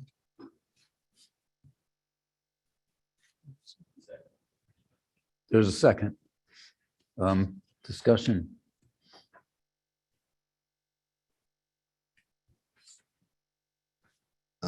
Just curious as to what the money actually goes for. Yeah, so the money goes towards membership of the organization, okay? And reciprocating of that, you are you're a partner. So that gets you to the table to get them to help bring people into the community to our existing vacant property stock to invest. That helps, they pool central resources for marketing efforts for the region. We would now be a part of that specifically. It's a small investment to be added to their list of a small focus within the region, if that answers your question. Is it sort of like a chamber of commerce for municipalities sorts? Like, think about the way, right? Well, yeah, yes and no. So, I mean, I guess when you look at normal chambers of commerces, some of them are economic development agencies, some of them are not. They are membership organizations, but they're membership organizations traditionally for the private sector and business. This is a organization that specifically represents municipalities, industrial development authorities, that kind of thing. Their focus, aside from their focus, is solely on this. They're not involved really with legislative action. They're not involved with advocacy efforts or that kind of thing. This is strictly true blue, economic development and really partnership building, connecting people.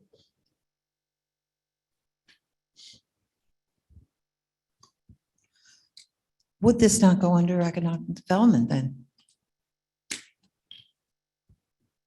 I mean, this is what you're talking about. Very Right. good.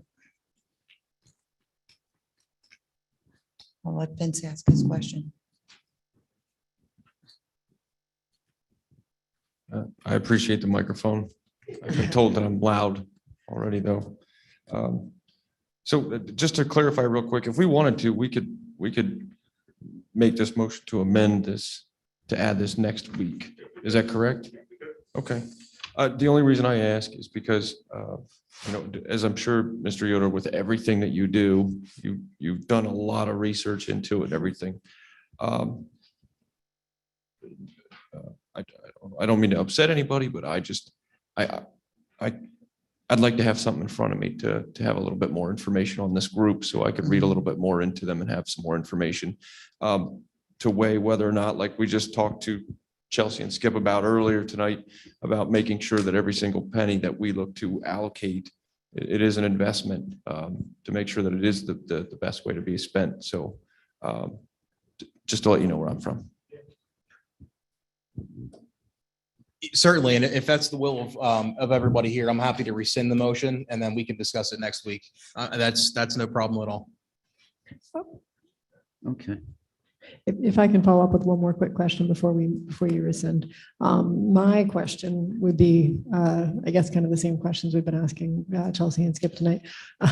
Well, which is to say, once we have this membership, what do we do with it and who's in charge of managing it within the city? Because I think that's always the question we need to ask ourselves is, within any situation, what we keep saying is, okay, if we invest in this software, who is it who's maintaining it? Who is it who's making sure that we utilize it? Who is it? So same question goes for this. Yes, we have a membership, but I've joined multiple organizations in my life that have done me absolutely no good because I never bothered to engage with them after the fact. So the question is who is in charge of engaging, and do we have an interest on their part in engaging with the organization? So, yeah.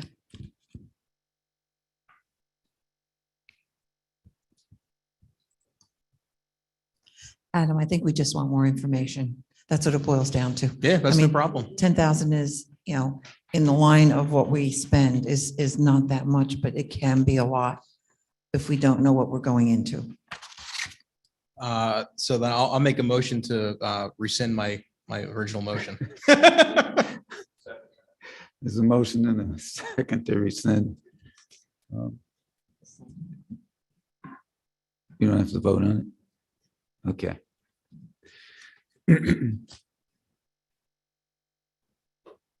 So, Mr. Pavlak, I think we could go through these. Did you want to? We need to,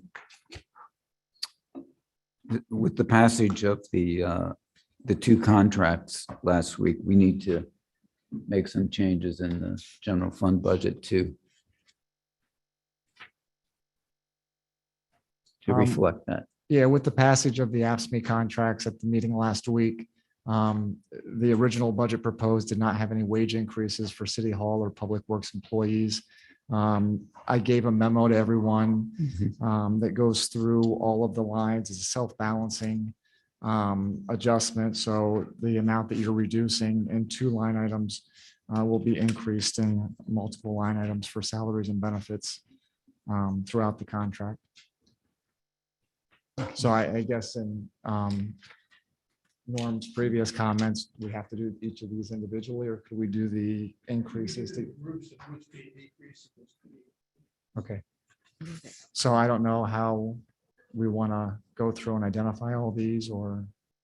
what you're- So we can do them as a group? I think Norm's recommending we do okay, so I guess my recommendation would be for the city council budget to reduce the legislative contingency account 1100799540 by $48,339, and reducing the codes department account 22506410 support equipment by $3,000 for a total reduction of $51,339.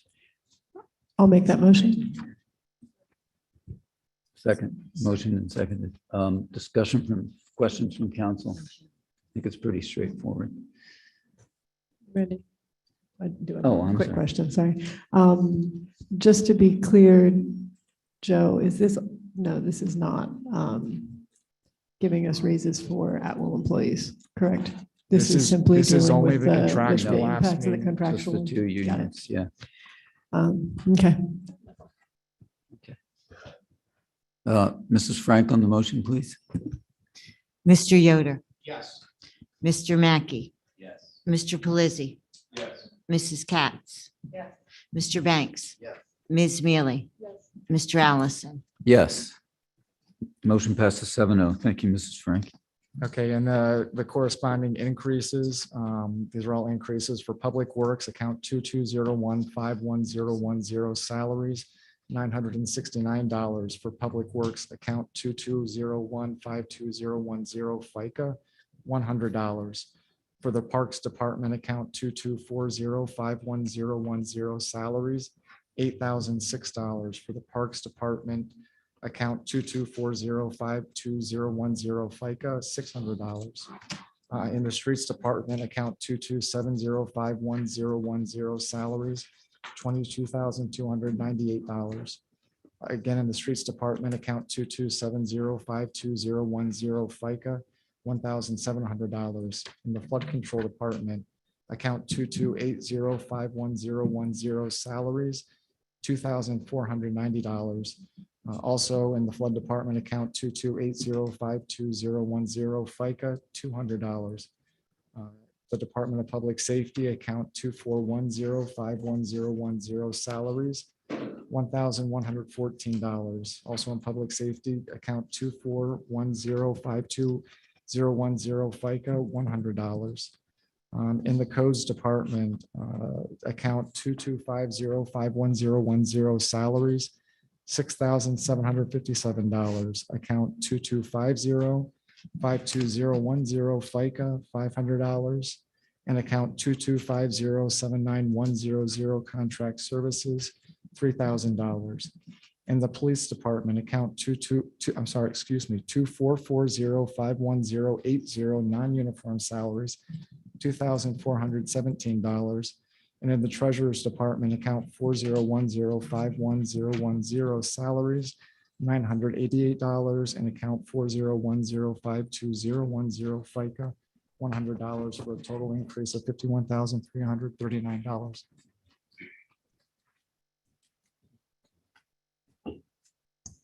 Is there a motion? I'll make that motion. Moved and seconded. Any discussion on that? I don't. Mrs. Frank on the motion, please. Mr. Yoder, Yes. Mr. Mackey, Yes. Mr. Pelisi, Yes. Mrs. Katz, Mr. Banks, Yes. Ms. Mealy, Mr. Allison. Yes, motion passes 7-0. Thank you, Mrs. Frank. Thank you, Mr. Pavlak.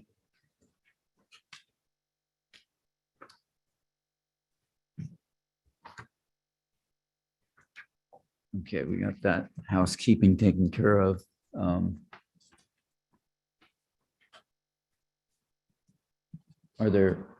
Does anybody have any other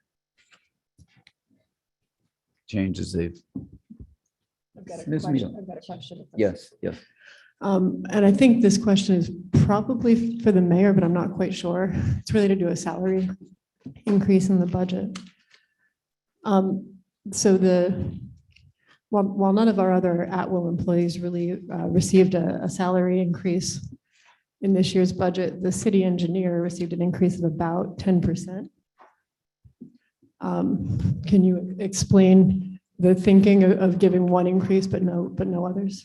So for the city engineer was due to, that's coming out of liquid fuels and CDBG. So that's actually not going to be into the general fund. Also looking at obviously the labor market and what John's done over the last 2 years almost, we felt it was justified for the city engineer. I guess just to make the point, we are still giving him a 10% increase in compensation this year, while giving none of the other at-wills any increase in compensation. Whether we're taking it from other funds doesn't change the fact, and frankly, we don't know, as we discussed, that amount could be $7,000, it could be $10,000, it could be $4,000, depending on what we can write off against each of those individual programs. That discussion of whether or not we're deriving some portion of the engineer's salary from CDBG or liquid fuels, to me, doesn't really enter into the question of the salary increase. So I guess that sticks in my craw a little bit. I can't speak to anyone else's opinion, but that's in a year where we're not giving raises to other at-wills. I don't know about that one. But I would prefer to see us give a 2.5% increase across the board to all at-wills in much the same way that we're doing with the other positions within the city. Adam? Or Randy, I'm going to pass the baton if that's okay. I would echo those sentiments. With city engineer specifically, human resources, director of public works, we have good people. That's no question there, but I think these need to be consistent across the board for sure. And those three specifically are much higher than I think that. So I think, not only adjusting at wills, we need to adjust those three within that range. I think that's adequate and yeah. The one thing I would say is while city council never received a copy of the employment contracts, my understanding from the mayor during one of the meetings was that 2 of those increases were contractually obligated by our employment contracts. If that is the case, it would be nice to see those contracts. Right. I wasn't sure. During that meeting, I said, I'm not sure. I thought we had a discussion, but I'm not sure. Okay. Yeah. Well, Yeah, we definitely authorized the hires, but we didn't ever receive the contracts affiliated with those hires or the salary details affiliated with those hires in terms of the increase. So I think we all got a little bit blindsided by that in this budget. yeah, but- if there were contracts for hire, that was not included in any of the documentation that Right. we reviewed and approved, and frankly should have been. So I'm Right. inclined to think that there are no actual signed contracts, but if there are, that's an issue. Right. Yeah, that changes the discussion, and that I'm not as concerned about. I think it's just the ongoing, that's a secondary discussion, and it would be good to see those contracts. And I don't know that we necessarily need to move on any of this, but those yeah, those are all items of concern to me in terms of salaries in the budget.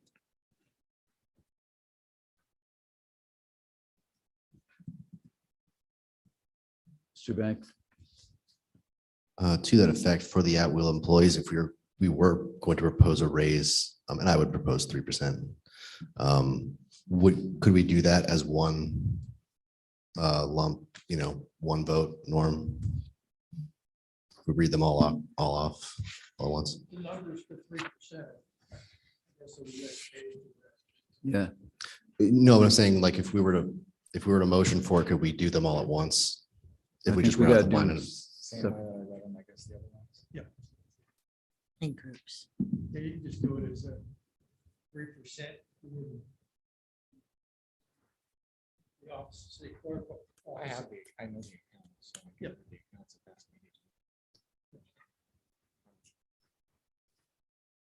Do it as a group, just to make sure the record shows what positions you're getting. And it's a 3%. Numbers are probably factored in. Thank you.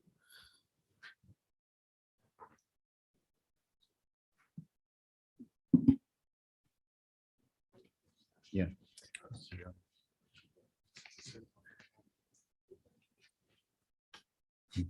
If I could just add one, I would just say, I think directors and engineer, are slightly different than other at-wills. That would be my only comment on that. Yeah, I mean, they certainly are. I mean, their scope's much different. They're making different types of decisions. Absolutely.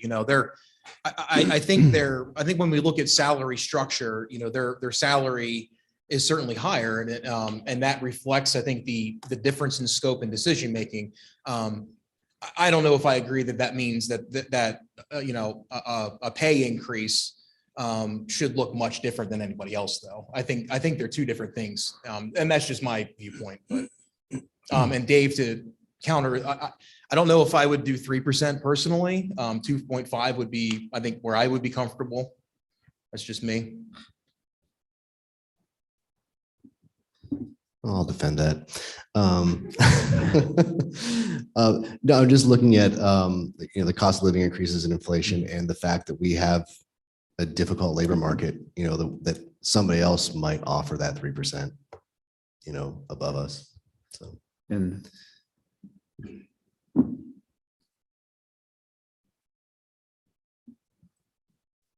they didn't get a raise last year. 2 years. Mhm.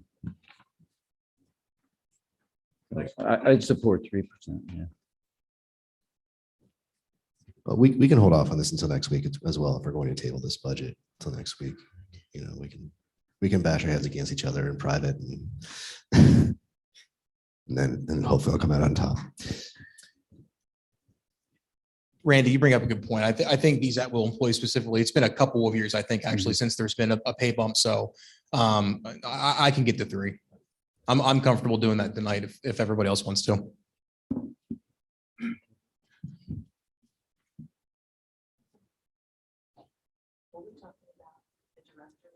No, we're talking about city clerk, office of the mayor, code enforcement, recreation,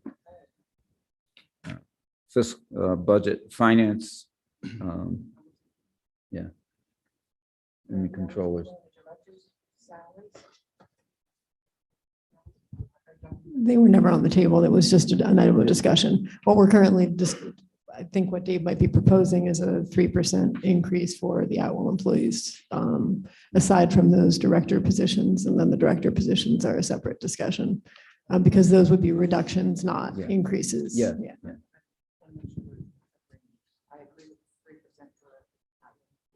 Okay. Yeah. Does somebody want to make a motion? Okay.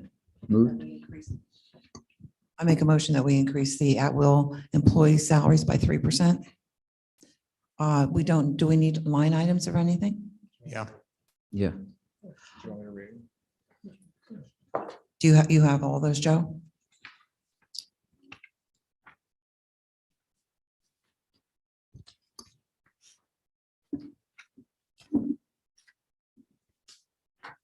Okay, so I think that what the solicitor indicated, the account position and amounts are what I should read in. Okay, so for Department of the City Clerk, account 120051010, position of City Clerk, increase the account by $1,155. For FICA, account 120052010, increased by $100. In the Office of the Mayor, account 140051010, Office Manager, increase $1,060. And account 140052010, FICA, increase $100.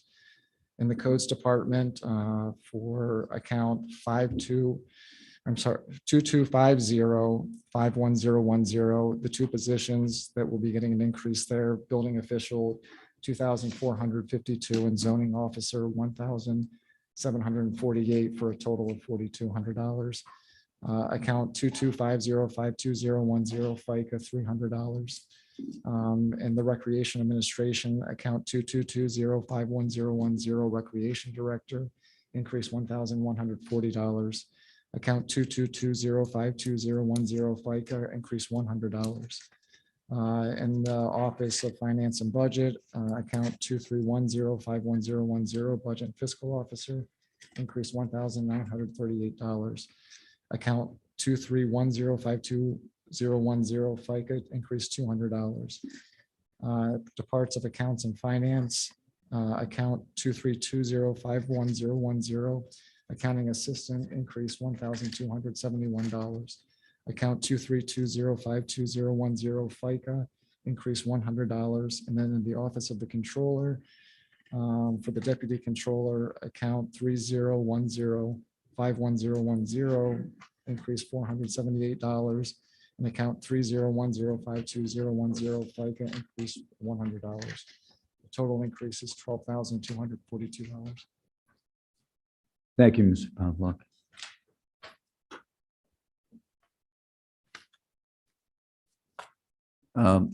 Any questions or comments? Mrs. Frank on the motion, please. Mr. Yoder, Yes. Mr. Mackey, Yes.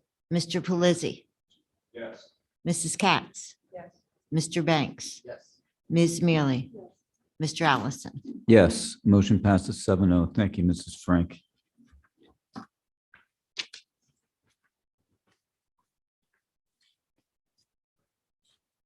Yeah. All right.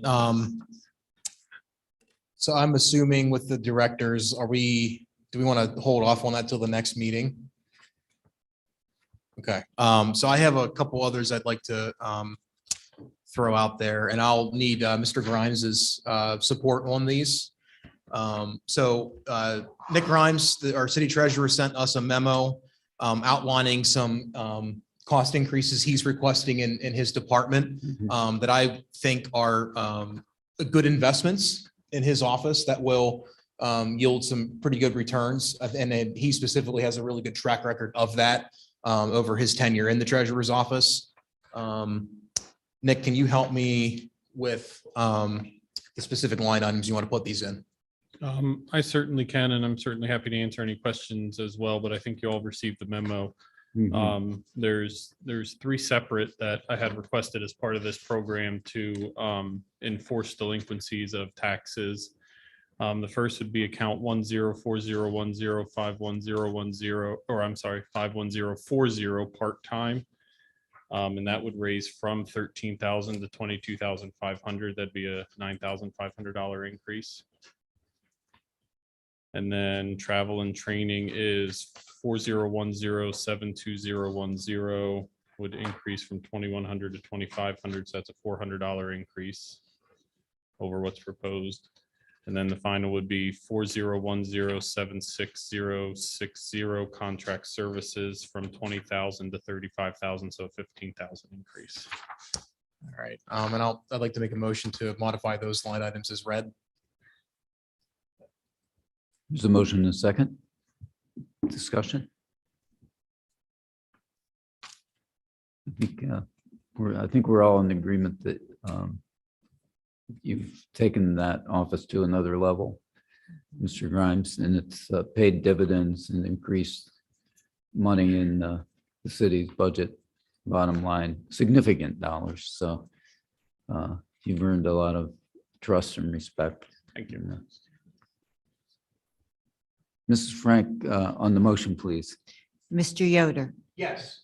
Mr. Mackey, Mr. Pelisi, Yes. Mrs. Katz, Mr. Banks, Yes. Ms. Mealy, Mr. Allison. Yes, motion passes 7-0. Thank you, Mrs. Frank. Thank you, Mr. Grimes. Further discussion.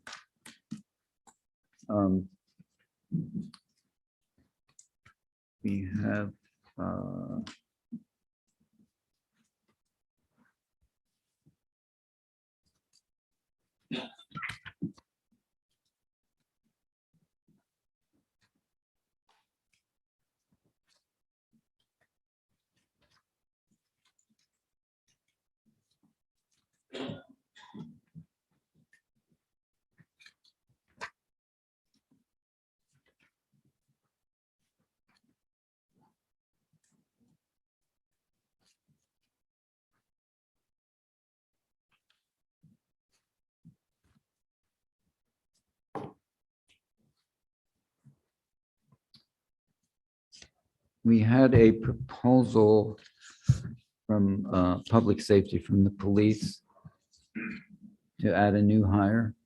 I think you all had got the breakdown of costs. Did everybody get a look at that?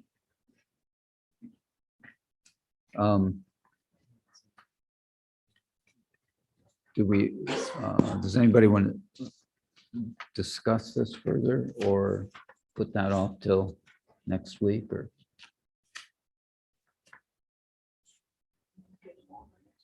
I know.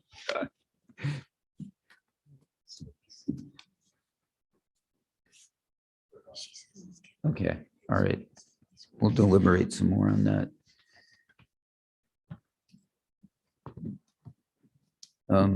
Okay. I don't hear any other changes, so. Is there a motion to table the budget tonight? So move. Moved and seconded. Mrs. Frank on the motion to table, please. Mr. Yoder, Yes. Mr. Pelisi, Yes. Mrs. Katz, Mr. Banks, Ms. Mealy, Mr. Allison. Yes, motion to table passes 7-0. So we'll Excuse me, pick- 6-0. Oh, 6, oh, okay. Well, he would have voted, yes. Okay, For the record. yeah, for the record, yeah. 6-0. Thank you, and to be continued there as well. And let's move to item 7. Would you read that in short form, please, Mrs. Frank? An ordinance of the city of Williamsport, county of Lycoming, and the Commonwealth of Pennsylvania, fixing the tax rate for all city purposes for the year 2022. This is part 2 of that, so I'll entertain a motion to table. Moved and seconded. Mrs. Frank on the motion to table, please. Mr. Yoder, Yes. Mr. Pelisi. Yes. Mrs. Katz. Mr. Banks. Ms. Mealy. Mr. Allison. Yes, motion passes 6-0. And it's tabled till next week. All right. Item 9, in short form, please, Mrs. Frank. Resolution authorizing change in the scope of auditing services between the city of Williamsport and Zelenkowski Axelrod LLC. Thank you, Mrs. Frank. Is there a motion in second, council? Second. Moved and seconded. Welcome, Mayor Slaughter. Good evening again, President Allison, members of council. Yes, what you have before you is a resolution authorizing the change in scope of auditing services between the city of Williamsport and Zelenkowski Axelrod LLC. This resolution was approved a month or so ago. And then after they started to dig into the budget to our finances with contracts and talking to folks, the rate went up and increased. So this is coming back in front of you. Due to the change in scope, they feel as though there's going to be a significant amount of additional work needed. And so this reflects that change in scope for 2019 budget. We talked about this during the Finance Committee. It was reviewed in Finance and forwarded to the full body of council with a positive recommendation. Thank you, Mayor Slaughter. Finance. You wouldn't say we were excited to forward it to the full body of council with a positive recommendation, but it had to happen. Right. As we saw with the audit for River Valley Transit earlier this year, there are substantially more hurdles to completing the audit than I think Zelenowski had originally been aware of. And so they've come back to us with an open-ended contract effectively with rates and no dollar amount. And remind me, I think, was it 85,000, our original contract per year, per audit year, not per year, but, and we had asked them to perform 3 separate audits. They do not believe that 2020 will be dramatically easier than 2019. It bears mentioning. So that is, and then hopefully 2021 will be a walk in the park. But that is to say that our additional expenditures won't be solely in the 2019 audit year, but probably will extend into 2020. And then with luck, perhaps by the time we get to 2021, we can go with the originally budgeted figure. We also discussed the fact that the audits need to happen. It cannot happen concurrently. They need to happen consecutively. So the city's 2021 audit is likely to be later than the September 30th deadline this year, just due to the realities of the fact that we'll need to complete 2019 and 2020 first.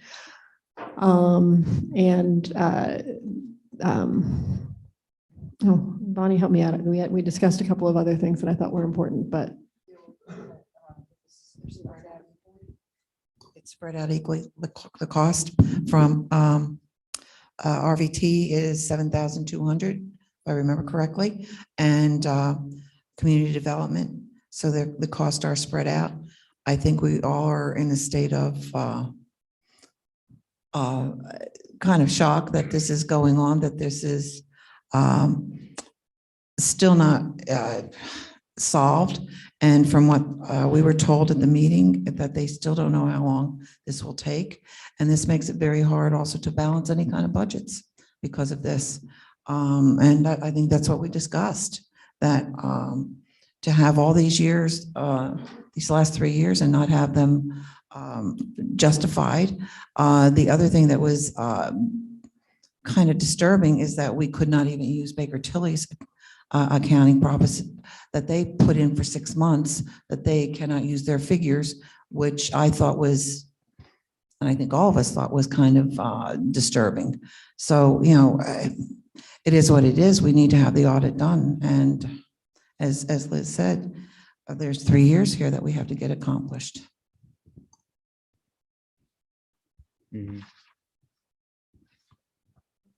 yeah, anyway, that I think the main sticking point here is that this too will affect the budget that we finalize next week, just to make next week's meeting even longer.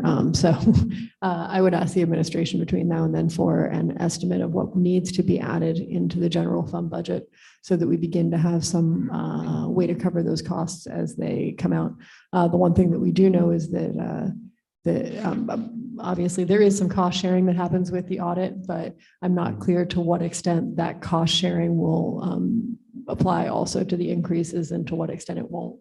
That's going to depend to a certain extent, I think, on the ceilings that those increases have, depending on the various departments.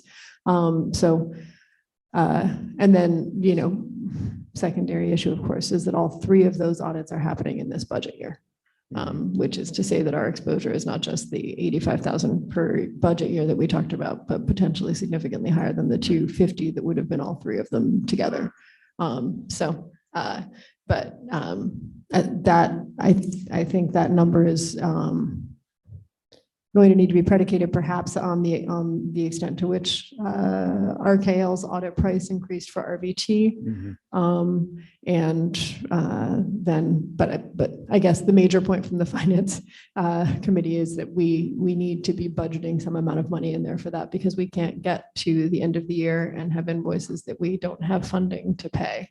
And there isn't really another source for this money aside from coming out of the general fund and or a portion from RBT, a portion from CDBG, et cetera. Thanks.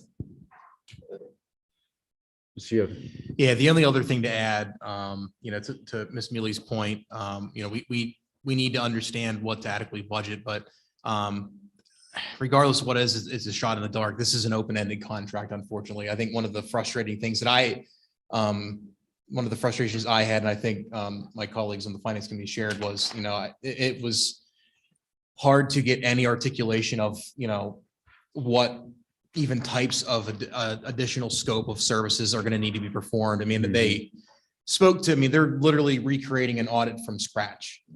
So that in my head makes some sense, but I wasn't able to take any kind of clarity away from, in addition to that, what some of the RVT concerns were and how that impacts this. And to reiterate the open-ended of this, I understand that from a risk perspective from them. I certainly understand that, but it's unfortunate for us. Yeah. It's very unfortunate for us. It would be, even if it was a large sum, it would still make me more comfortable to close that somehow. I feel like there has to be a way to do that that is mutually beneficial, but we couldn't get that articulation or clarity on Tuesday.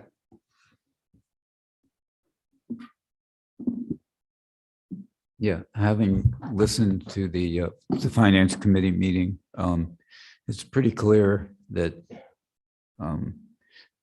I understand their perspective. There's unknowables at this point, and they can't possibly value them at this point in time, but hopefully sooner rather than later, we'll get some idea. Yeah. One additional question. I don't remember if we asked this on Tuesday. Are we able to get our money back from Baker Tilly for what we have already paid them for what they have already performed in the half year or so that they did perform work? So we asked Austin White that question, and we're looking into it. Okay.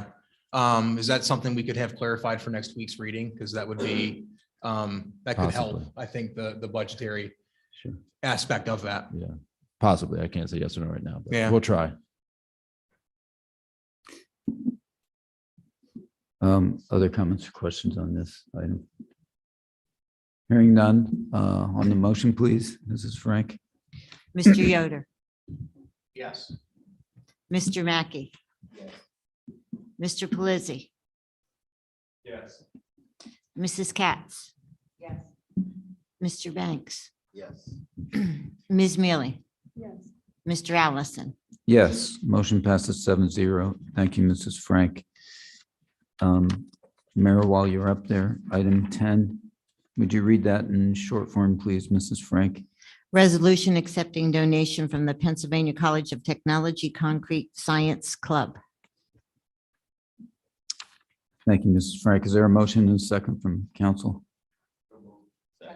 Moved and seconded. Mayor Slaughter. Yes, good evening again, President Allison, members of council. What you have before you is a resolution accepting a donation from the Pennsylvania College of Technology Concrete Science Club. This would be a donation of 7 concrete benches to be used throughout the city of Williamsport at no cost to the city. And from my understanding, the benches with the stain that they will be using on them appear as wood, but they are actually concrete. So obviously much sturdier, less maintenance than regular wood benches, but they would have that appearance. And so this was again reviewed in finance and forwarded to the full body of council with a positive recommendation. Thank you, Mayor Slaughter. Finance Committee. Imagine this was very divisive. Yes, this was some relatively easy lifting for the finance committee on Tuesday. Thank you kindly. In fact, given that it has pretty much no financial impact on the city, I'm not quite certain. I mean, has the financial impact of saving us money on replacing some benches that we probably otherwise would have had to replace with city funds.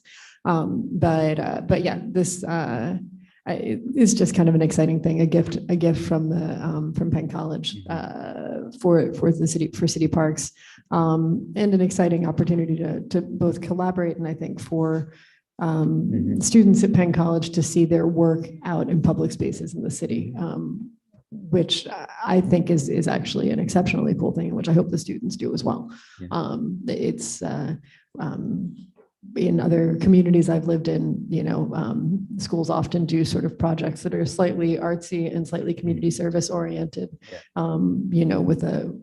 with the goal of having the students feel attached to the community and invested in the community because their work is out there. And so I'm excited to see this happen and hope that we have more collaborations like this in the future. I don't believe we had any discussion in particular aside from saying thanks. Pretty cool idea and a gracious move by Pennsylvania College Technology. Any other comments? Mrs. Franklin, the motion, please. Mr. Yoder, Abstain. Mr. Mackey, Yes. Mr. Pelisi, Yes. Mrs. Katz, Yes. Mr. Banks, Yes. Ms. Mealy, Yes. Mr. Allison. Yes, motion passes 6 in favor, 0 against, and 1 abstention. Thank you, Mrs. Frank. I want to jump down to the last 3 and get those out of the way before we do the rest of the subdivision, the certificate of appropriateness, and the demolition. Since we've been hammering away at the heavy duty stuff. So, Mr. Girardi, you're going to handle all 3 of them? I'm here. Oh, okay. Oh, hello, Mr. Nar. Good evening. Good evening, President Allison. What I'm going to do is present to you, hopefully this will be the briefest presentation of the night to date. But what we are proposing is a subdivision of parcel 62004, 800, and 801. Lot 1 will contain 8,900 square feet, and the residual will contain 24,354 square feet. The property is within the CBD zoning district. It was reviewed by both Lycoming County Planning as well as the city planning with both positive recommendations and no comments. Thank you, Mr. Nar. Questions from anybody on council about this? Is there a motion and a second? Moved and seconded. Mrs. Franklin, the motion, please. Mr. Yoder, Yes. Mr. Mackey, Yes. Mr. Pelisi, Yes. Mrs. Katz, Mr. Banks, Yes. Ms. Mealy, Yes. Mr. Allison. Yes, motion passes 7-0. Thank you, Mrs. Frank. Thank you, Mr. Nar. Thank you. 19, certificate of appropriateness for 190 Pine Street. Mr. Girardi, welcome. Yes, good evening, President Allison and members of council. What you have before you are 2 requests. The first one is a certificate of appropriateness for the property located at 100 Pine Street. They wish to erect a non-illuminated sign. Sign is made of metal with acrylic texture. Sign is 2 foot tall by 12 foot long. I have attached a drawing showing the location of the sign and where the sign is actually going to be located on the building. This was a small new addition that they applied for a permit to James Restaurant here a while ago. And now they want to advertise the restaurant itself on there. If you have any questions, I'm more than happy to try to answer them. Are there any questions? Hearing, seeing none, is there a motion in a second? Second. Moved and seconded. Mrs. Frank on the motion, please. Mr. Yoder, Yes. Mr. Mackey, Yes. Mr. Pelisi, Yes. Mrs. Katz, Yes. Mr. Banks, Ms. Mealy, Yes. Mr. Allison. Yes, motion passes 7-0. Thank you, Mrs. Frank. And item 20, demolition 410 East 3rd Street. Yes, this is a request for demolition for the building located at 410 East 3rd Street. The owner of it is RAM Partners LP. Presently, the building was used as a commercial building. It's presently vacant. The owner wishes to demolish this structure. I have attached a picture of the building itself, and also the next sheet back, I attached a site plan showing 410, the parcel ground, but also all these other little lots that are there. This individual or this group owns all those lots. He wishes to have a future development. At that time, he'll lot consolidate, come back through with the land development plan for city council to approve it. So this would be the last piece of his puzzle per se, to have a clean vacant set of ground down there to build on. And I'll be more than happy to answer any questions. Are there any questions? Is there a motion and a second on this? Mrs. Frank on the motion, please. Mr. Yoder, Yes. Mr. Mackey, Yes. Mr. Pelisi, Yes. Mrs. Katz, Yes. Mr. Banks, Yes. Ms. Mealy, Mr. Allison. Yes, motion passes 7-0. Thank you, Mrs. Frank. Thank you. And Mr. I Torre. believe mine was by two or quicker than Mrs. Nars. You did move fast, but he moved pretty quick too. I call it a dead even tie. Thank you. You bet.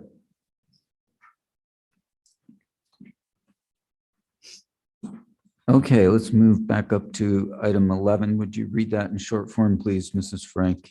Resolution authorizing the filing of a multimodal transportation fund grant for the Pine Street reconstruction project. Thank you, Mrs. Frank. Is there a motion and second from council? Second. Moved and seconded. Uh, I'm here. Can everybody hear me okay? Oh, yeah. On Yes, via yes, we Zoom. can. Okay. Yes. Good evening, everybody. This is a resolution to fix my typo. Essentially, 3 weeks ago, we passed this exact resolution. However, I had a typo in the grantor. I had it as the Commonwealth Finance Authority. It should have read the Pennsylvania Department of Transportation. This is in regards to the Pine Street project. Again, this was approved 3 weeks ago. The project has not changed.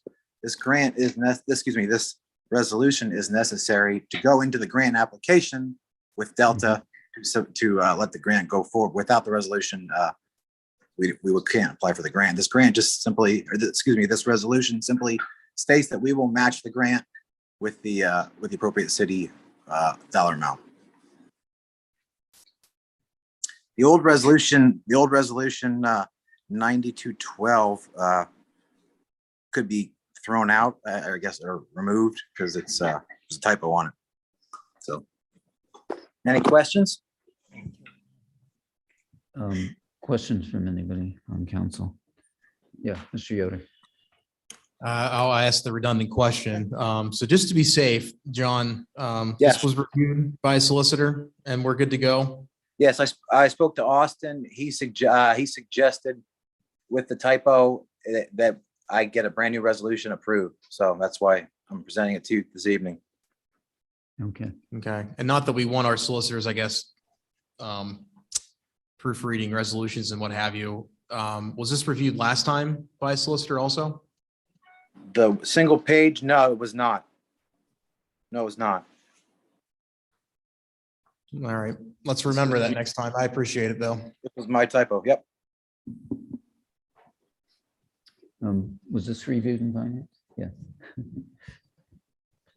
Finance had a long and complex discussion about this item. Let me, hold on just a second. If everybody can get a sip of water, I can regale you with the details. No, we passed to the full body of council with positive recommendation. That's good. Other comments or questions from council members on this? Pretty straightforward. Mrs. Frank on the motion, please. Mr. Yoder, Yes. Mr. Mackey, Mr. Pelisi, Yes. Mrs. Katz, Yes. Ms. Mealy, Mr. Allison. Yes, motion passes 6-0. Thank you, Mrs. Frank, and thank you, Mr. Sander. Thank you, everyone. Good night.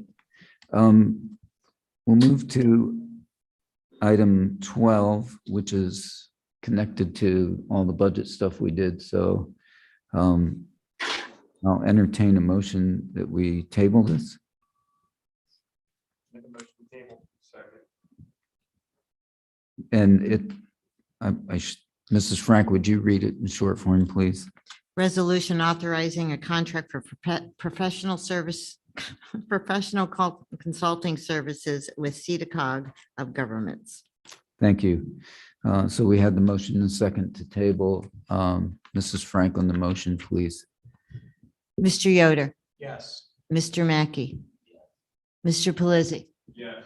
Mrs. Katz, Ms. Mealy, Mr. Allison. Yes, motion to table passes 6-0. Thank you. Let's move to item 13. Mrs. Frank in short form, please. Resolution authorizing River Valley Transit to adopt an updated RKL LLP auditing services agreement. Thank you, Mrs. Frank. Is there a motion and a second from council? Moved and seconded. Welcome, Mr. Winder. Good evening. This resolution is to authorize an additional $9,500 to RKL, the auditing firm for River Valley Transit. We've exceeded the scope of work due to the complexity of the audit. This was reviewed in finance and passed forward with a positive recommendation. Thank you, Mr. Winder. Questions or, this was reviewed in finance. Sorry. I should have that like automatically now. But. This was reviewed in finance. I think the only really germane line of questioning we had was why it had taken us to this point to get the notification of extra costs within this contract. And I don't think we had a really good answer for it, but it was, the upshot of it is that they've pretty much completed the audit. It will be finalized here shortly. And I think within the letter that they sent, our initial contract was 35,000. Yes. Adam. This is an increase to that contracted price of $9,500, but they also mentioned an additional $18,000 of man hours that they were simply dropping from the books. So to the point of what sort of cost increase the city might be looking at, that's about a 75% total cost increase over the original cost of the contract, some of which of course RKL forgave. And about a little less, about a 30% increase for the, in terms of what we actually spent. We know, and we had extensive documentation provided by RKL as to why the audit was more complex than they'd initially anticipated. So, the amended price tag doesn't come as a huge shock. The only question we had was why it took them so long to give us notice of what the amended price was. And then, of course, where the money was coming from. And fortunately, the answer was out of a state, line. But Adam, if you want to address that more fully, feel free. It is coming out of the operating budget. We do budget $47,000 for auditing services. So there is sufficient money there. Mr. Yoder. Mr. Winder, clarify something for me. So when this audit was presented to us the other month, it was presented in draft format. We were told that upon acceptance, the audit was over. So why are they still auditing anything? They're not still auditing, they're finalizing the audit itself. So why isn't it final then? I mean, it should be final when we accepted it based on what the auditor told us. So I'm struggling to understand what there is left to finalize. There's a letter that we have to send back in that acknowledges all of the issues that were found, requires signatures. So it's administrative stuff related to compliance for the state side. Correct. Okay, and we aren't supposed to do that. It's on the auditor to do that? We had to submit the letter back to the auditors. Now they have to submit everything to the state. Okay. I'm not an audit expert. It Right. would seem to me that that would be something that would be a part of the audit and be completed when we accept that. If that's not the norm, I mean, I don't know the intricacies on the transit side. That seems odd to me, but. My guess is going to be that this $9,500 came up prior to the draft being in front of everybody. Just the bill got to us late, and that's when it came about that we exceeded the scope of work, which the exceeded scope of work would be the complexity of all of the debt that RVT has been paying when a transit agency is not allowed to have debt. Okay. And that was not a part of the RFP when we put it out because if I remember, and maybe I'm mixing up audits, I remember struggling to get responses to that because of that. Mhm. So Responses to. getting an auditor for No, RVT. RKL was easy to get. Okay. We weren't the ones that had the issue. The city had the issue getting the auditors. Okay, so I'm thinking of the general fund then. Okay. Yes, sir. Still weird to me that we're getting this now after the fact, but it is what it is, I suppose. Which that's not even a good answer, but that's all we have. I think it's gonna be a lot like the city's auditor, which they didn't know what they were getting into at first Mhm. until they dove into it as far as they have. There's a lot of issues in the audit. And hopefully tomorrow we'll have the final audit and I can share with everybody the final audit as well as the letter that needed to be sent back in. Adam, I have a crazy question. Why are they giving us $18,000 free gratis? Why would they do that if there's so many other issues? I found out when I made the request to know, why we were outside the scope of work, and that was the response that I got, and that's why I shared it with council that way. I can try to get more answers on why. See, I think we all find this a little hinky all the way around. All right. I can tell you RKL does the audits for most of the transit agencies in the state of Pennsylvania, so I am not sure. They came highly recommended. Let me ask you this. They've been doing the audits of RVT for how many years now? No, Baker Tilly did the audits prior. to Baker this. Tilly did all the audits, okay? So did they use any of Baker Tilly's No. information? Do you know? No, They started their audits from scratch yes, and they were able to accomplish this in a year. Less than a year. I forget What the was exact- presented to us Right, anyhow. what was presented to you, yes. And see, we find this very difficult to understand that we voted yes for this and we're still getting bills for this. Should this not have all been accomplished at one full swoop? I can't speak for the auditing firm. I'd be more than happy to. have I think we Mark's- would all like answers on that, Um, okay? Yes, I mean, I will definitely Jill will be on with us next week. I can see if Mark Zeddemore can get on the call with us. Whatever you'd like. There we go, Randy. Okay, thank you.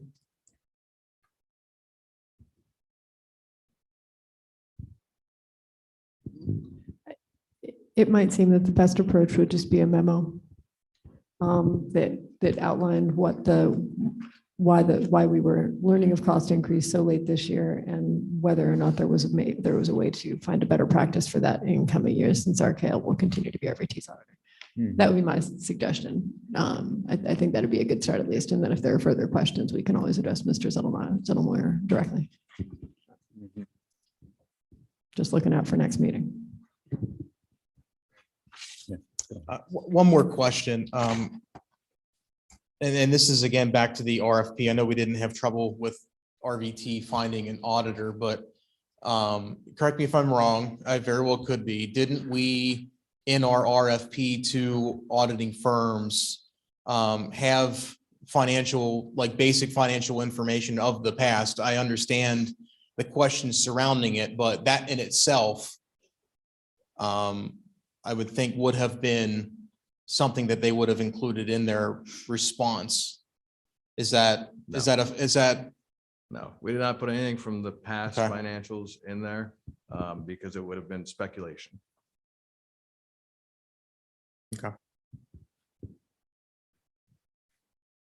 Any other questions, comments? Hearing none, Mrs. Frank on the motion, please. Mr. Yoder, No. Mr. Mackey, Yes. Mr. Pelisi, No. Mrs. Katz, Mr. Banks, Yes. Ms. Mealy, Mr. Allison. Yes. Motion passes 4-3. Thank you, Mrs. Frank. Thank you, Mr. Winder, and you're still up here for a while. Item 14 in short form, please. Mrs. Frank. Resolution authorizing a service agreement between River Valley Transit and Comcast Cable Communications Management LLC for data networking. Thank you, Mrs. Frank. Is there a motion and a second? Moved and seconded. You have the floor, sir. Because I will definitely torture this IT information. Mr. Warfel is joining us via Zoom, and I'm going to turn it over to him. Okay, great. Welcome, Thank you, Mr. Adam, Wolf. and members of council. This was passed on to the full body of council with a positive recommendation, I believe. And in short form, this is for connectivity between RVT's administrative garage and offices and the Trade and Transit Center campus, for lack of better terms. It's going to allow for a bunch of security and operational enhancements, such as the ability to view live video facility and also queued video from vehicles that exists at the transit center. We'll be able to view that live at our administrative offices, as well as providing for redundancy and backup services between the two facilities for disaster recovery certain reasons. One thing to kind of note is this is something that other large enterprises and entities across the city, states, country have been using. It's fiber optic connectivity. Lycoming County uses it. The Water Authority uses it. Lycoming College, Penn College, to name a few, as well as a lot of small to medium businesses that have multiple locations use this type of connectivity.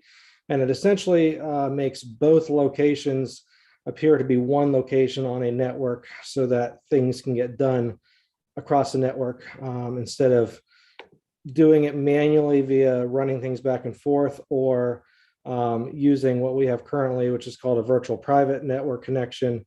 Currently, we go over the public internet. It is secure, but it's very slow and unreliable, whereas this will give us dedicated connectivity between the transit center and the garage and office complex. And I'll open up for any questions. Thank you, Mr. Warfel. It was reviewed in finance. It was reviewed in finance and forwarded to the full body of council with a positive recommendation. Mr. Warfel has covered it pretty adequately.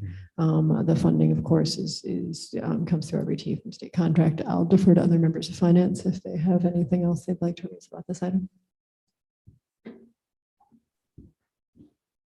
Okay, questions or comments? Okay. Thank you for bringing this to us, Mr. Warfel, and explaining it. Although I didn't understand all of it, but it sounds like it's going to be more coordinated and really help the efficiency of what we're doing. Mrs. Frank, on the motion, please. Mr. Yoder, Yes. Mr. Mackey, Yes. Mr. Pelisi, Yes. Mrs. Katz, Mr. Banks, Ms. Mealy, Mr. Allison.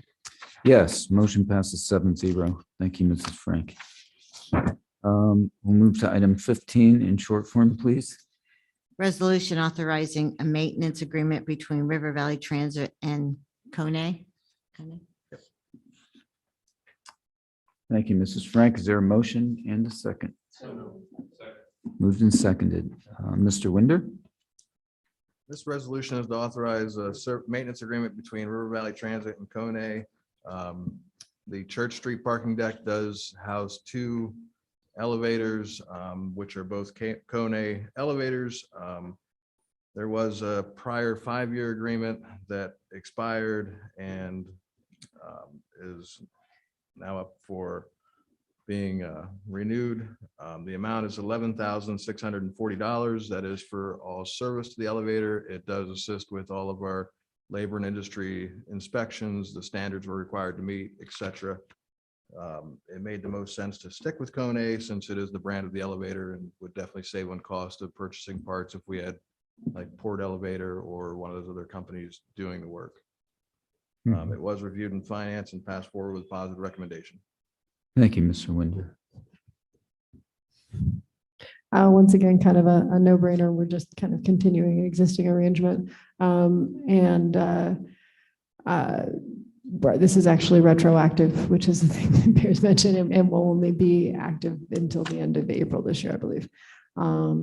The funds in question come out of a non-transit fund for the Church Street parking deck, which is operated by RVT. But there is ample funding, as we know from prior years, within that budget to cover this contract. Great. Other comments or questions? Okay, hearing none on the motion, please, Mrs. Frank. Mr. Yoder, Yes. Mr. Mackey, Mr. Pelisi, Yes. Mrs. Katz, Mr. Banks, Ms. Mealy, Mr. Allison. Yes, motion passes 7-0. Thank you, Mrs. Frank. We will move to item 16. Resolution authorizing an agreement between River Valley Transit and Choice Carpet Cleaners Incorporated. Thank you, Mrs. Frank. Motion is second. Second. Moved and seconded. Mr. Winder. This is a resolution authorizing an agreement between River Valley Transit and Choice Carpet Cleaners for custodial services at the 1500 West Third Street facility, as well as Trade and Transit 2.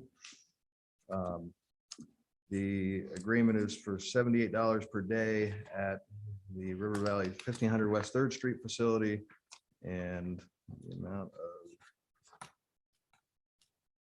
$55 per day here at Trade and Transit 2. Choice Carpet Cleaner, Choice has been cleaning facilities as well as the city of Williamsport's facilities for 5 years now. We are looking to put an RFP out and actually get proposals from multiple agencies again. By March 1st, we'd have that in front of council and ready to initiate that agreement March 1st with whatever firm would win the RFP. This was reviewed in finance and passed with a positive recommendation. Yeah, this was reviewed in finance. I think the only point that we clarified was that although this contract doesn't extend that much further down the road anyway, we weren't locking the city into any specific arrangements in terms of cleaning, that those are entirely modifiable, predicated on where we find ourselves and what particular spaces we occupy. Mr. Winder said that that wouldn't be a problem, although once again, I don't know that we anticipate moving anywhere before March. So we forwarded to the full body of council with a positive recommendation. Thank you. Other comments or questions from council members? Oh, Mrs. Katz, please. Adam, is this going to include the event center and so on and so forth? So this would include anything, event center, the driver's lounge, the transit center out back, the stairways. It does not include like the second floor where Uptown Music Collective is, anything like that, no. They take care of their own, but this will take care, even though we move, Janice is going down to the first floor, that'll take care of the first floor? Yes. Yeah, Okay. Our IT department's down there, so we'll clean that area as well. Okay, and what about City Hall? Is anything being done there at all? City for the space that the city is using, we will be putting RFP out for that as well. Okay, so, but they're not going over there at this moment doing anything? They are, that is on the city side, so I have to work with Mr. Livermore to get something in front of you for that. Okay, so the cost is not covered, this is not going to cost, the money that you're talking about here does not cover anything for City Hall? Correct, this is just River Valley Transit. This is all, okay, just wanted to clarify all that. Okay, thank you. Other comments or questions? Mrs. Frank on the motion, please. Mr. Yoder, Yes. Mr. Mackey, Yes. Mr. Pelisi, Yes. Mrs. Katz, Mr. Banks, Yes. Ms. Mealy, Mr. Allison. Yes, motion passes 7-0. Thank you, Mrs. Frank. And we'll move to item 17. Resolution memorandum of understanding between River Valley Transit and Amalgamated Transit Union Local 1496.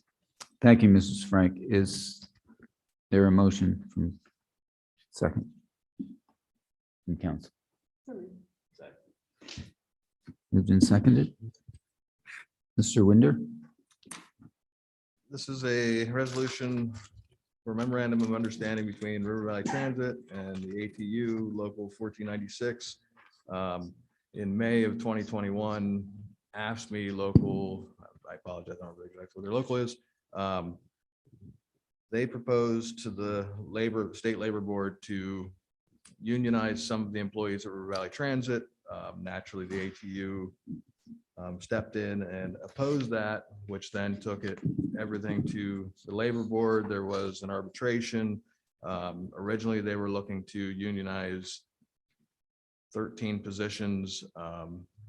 Naturally, we got Jill involved as the attorney for River Valley Transit, and she negotiated it down to the few positions that are, the job descriptions are included in your resolution. The arbitrator ruled in ATU's favor. They announced that we are required to include these positions within the contract.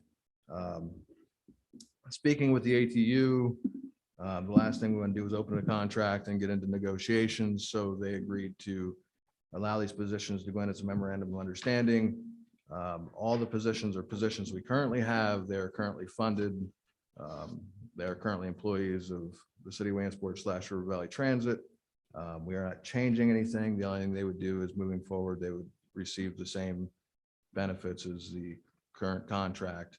In my opinion, all they're doing is paying basically for their union dues at this point moving forward. I mean, they receive the same benefits, they receive the same holidays, all the same items that are in the current contract as at-will employees. Okay. And this was reviewed in finance and passed with no recommendation. This was reviewed in finance and passed with no recommendation. It's not particularly an optional item, but I think Ms. Katz and I wanted to encourage some discussion with the rest of city council.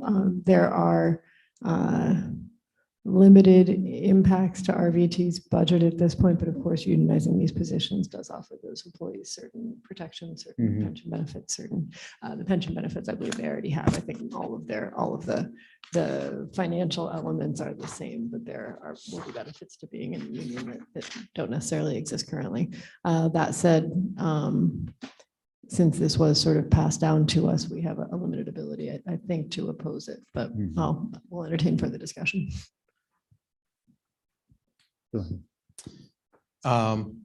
Liz, Adam, whoever, speak to the limited ability to oppose this. I mean, it is before us, so I know, the example that comes into my mind of running into this before is, I think with land development plans, right? We essentially open ourselves up to a lawsuit if we, because we need to amend our ordinance. That's why. It's not that shouldn't come to us. It's something that we need to fix. It's not a situational thing. What about this is not optional? Like what? Explain that to me, somebody. Mr. Allison, do you have what I gave you from Jill Nagy? I did not bring that with me. I don't think I do. I'm sorry. I just had a paper copy there and handed it to him yesterday. Basically, the way the rules work with the union is that through the labor board, because we have a union shop, they have the right to contest that the positions we have are union positions. So majority of the shop is union naturally, because there's probably about 70 employees that are unionized. So the arbitrator decides that yes, those positions do fall under the union. Now, the employees have the right, whether or not they want to join the union is the only real option. Since we are a unionized facility, basically as the city of Williamsport, and we have established that union, and we have for quite a long time, we basically open ourselves up to where they can deem through the labor board and through an arbitrator that those positions do fall under the union guidelines, so that position rolls into the union contract. It's more of at a state level, they make that decision than at a local level. But since you guys are the governing body, it does require you to essentially go through the formality of approving these positions to roll into the contract. So what happens if we don't? Then the union could file a grievance, we could end up in more arbitration, they could win, and they could win a lot more than just these positions in there. So are you saying it would essentially reopen the contract? In their favor, yes.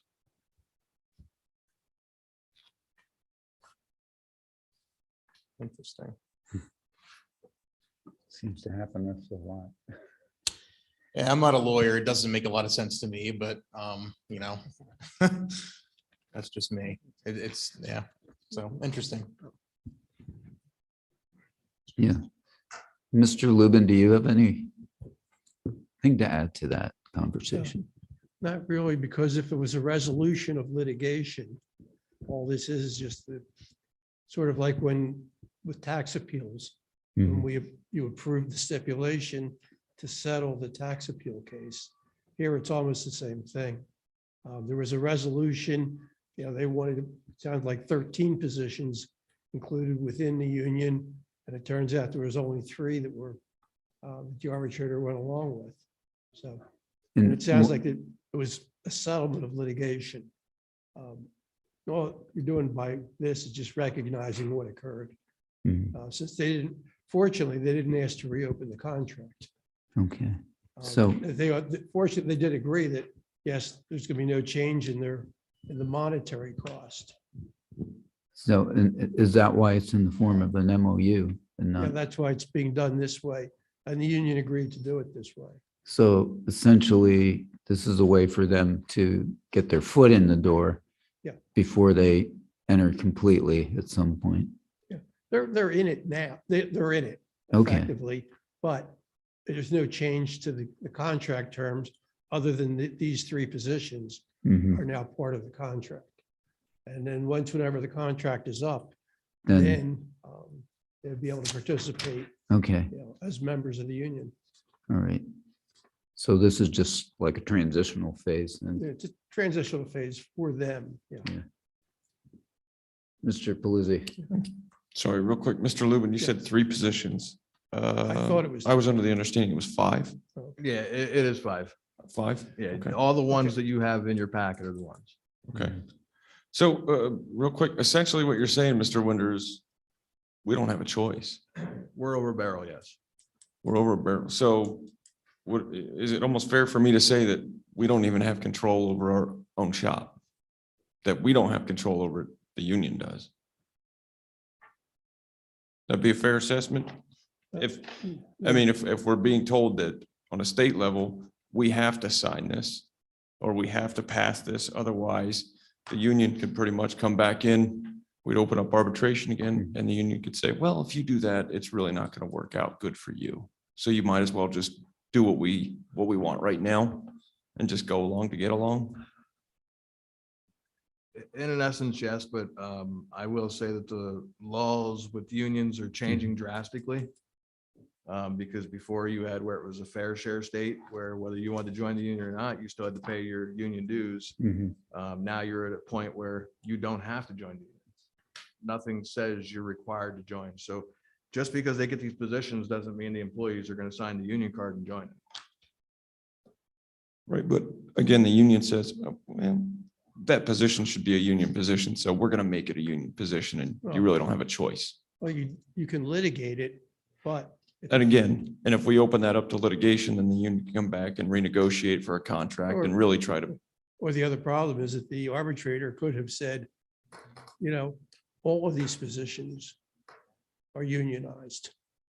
That's the risk you run in a situation like that. What they're looking at is, are they management type positions or are they labor type positions?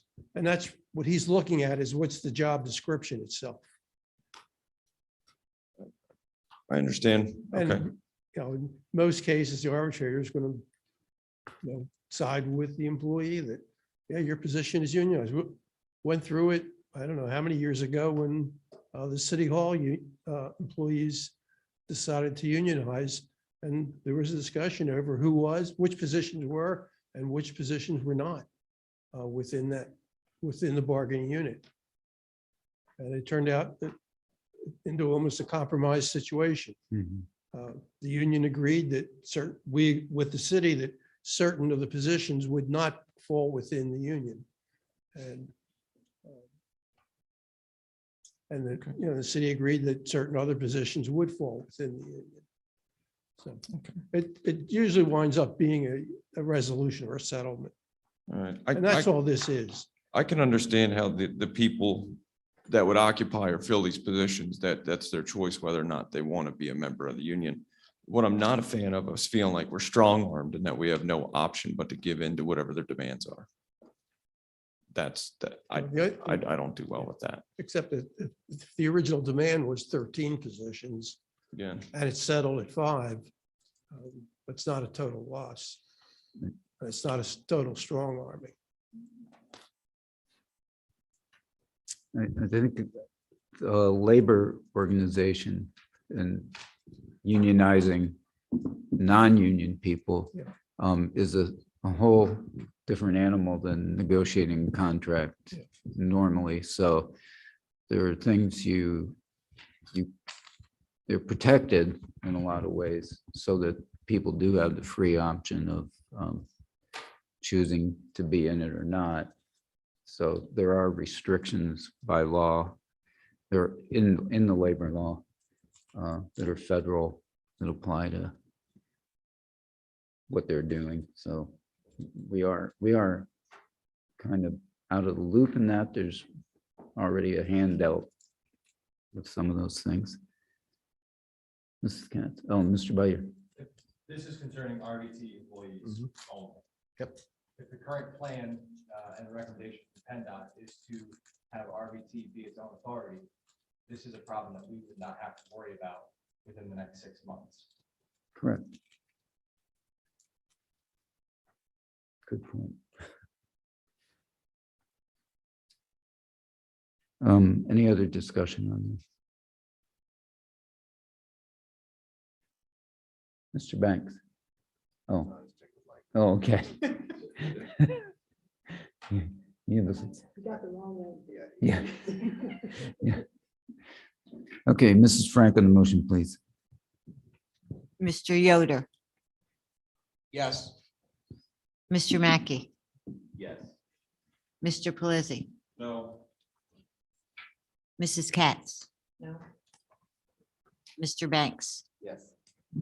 Ms. Mealy, Mr. Allison. Yes, motion passes 5-2. Thank you, Mrs. Frank. We'll finally got to item 21, toughest one of the night, except for filing, Williamsport Municipal Water and Sanitary Authority, minutes of 10/27/21. Is there a motion, please? Second. Moved and seconded. Any? Mrs. Frank on the motion, please. Mr. Yoder, Yes. Mr. Mackey, Yes. Mr. Pelisi, Yes. Mrs. Katz, Mr. Banks, Yes. Ms. Mealy, Mr. Allison. Yes, motion passes 7-0. Item 22, announcements. Our next meeting is going to be a week from tonight. It's going to be remote. So December the 16th at 7 p.m. We'll have a continuation of a lot of these items a few of the items on here that we talked about tonight, as well as another part of that agenda.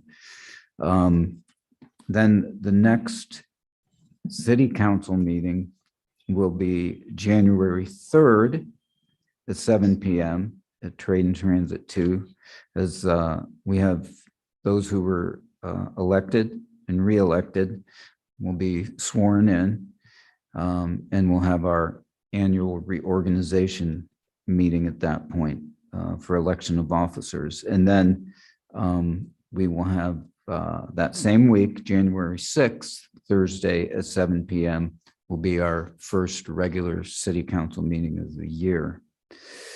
Upcoming meetings, Thursday, December 16th, 10:30 a.m. zoning hearing board, 7 p.m. is our special council meeting. To be announced meetings for all of 2022, and we don't have those all set yet. Are there any comments from council members tonight? Mrs. Katz? We would be really remiss if we didn't acknowledge the Gold Star Families Monument that was put up and presented this week. Yeah. I think we're also proud of what the committee has done and what they've accomplished. And the monument is absolutely gorgeous. And I think everybody should make a point of going and seeing it. Quite a complex. Thank you, Mrs. Katz. Mr. Yoder. I realized that I didn't really quite follow the rules earlier during one of the items. I abstained from item number 11. The abstention was because Penn College is my employer. So I just wanted to eliminate any potential conflict of interest. So just for the record, for you, Janice and Norm, I think that should correct that. That's fine. Thank you, Mr. Yoder. Comments from the administration? Comments from the public tonight? I have one that was sent in to Mrs. Frank to council and with a request that I read it into the record. So I will tonight without any comment or, pro or con. I'm just reading what was written. Members of council, the property at 717 Second Avenue has sat vacant since the owner passed away in late 2018. The house has been condemned and declared uninhabitable by the Codes Department almost 3 years ago in April 2019. The condemned property has several concerning issues, including numerous broken windows, infestation of a variety of wildlife. The walls on the north side upper level are noticeably bowing, breaking away from the frame. Asbestos shingles blow off the roof constantly and into my yard where my dog spends much of her time. An individual was recently, December 8th, 2021, arrested for trespassing, stealing from the property. On 12/8/21, after the police took the individual into custody, I went to the codes office in an effort to gain some information on when something will be done about this condemned property and also inform them of yet another issue concerning the house. I spoke with Kim Rommel at Codes and was bluntly told this is not a codes problem, this is a police problem. From the moment Kim Rommel walked out the door to speak with me, she was rude, unprofessional, and acted as if I should not even be there reporting these concerns to her. Here was a civil service official who appeared burdened by my presence and seemed to not care at all regarding the issue our neighborhood has dealt with for years. Her attitude was very much in contrast to the professional and extremely pleasant receptionists I spoke to initially at the RVT building. I ask any one of you council members to personally witness the conditions of the property at 717 Second Ave, and then place yourself in our position. If this blighted residence was next to one of your homes, would it have been allowed to deteriorate for this extended period while reaching this point of ruin and nuisance? Not only is this condemned house an eyesore that affects our home's values, along with being an obvious physical safety hazard, but now it is also a setting for criminal activity. Theft has begun in the vacant property, but how long before the property next to it, my house, is targeted, or a neighbor's garage or a car gets broken into? The citizens of this neighborhood are concerned this property will invite more crime and/or squatting, as the condemned house is the epitome of the broken windows theory. In other words, this one dilapidated structure can result in our neighborhood being more vulnerable to increased criminal activity. We live in a quiet neighborhood when many of us are homeowners, and we try to look out for each other as much as possible, but this vacant property is now a problem. It should not be up to the residents of the 700 block Second Avenue to monitor and maintain this condemned property, as many of us have had to do in some way, shape, or form over the years. We implore the city to take urgent action on removing this property and improving not only our neighborhood and city, but our overall quality of living. And a final note, my wife and I would like to recognize and commend the Williamsport Police Department for their quick response and professional handling of the situation. After arriving at the codes department, I was informed the responding officer, I apologize for not getting his name, was on the phone with Kim Rommel, notifying her of the situation at 717 Second Ave.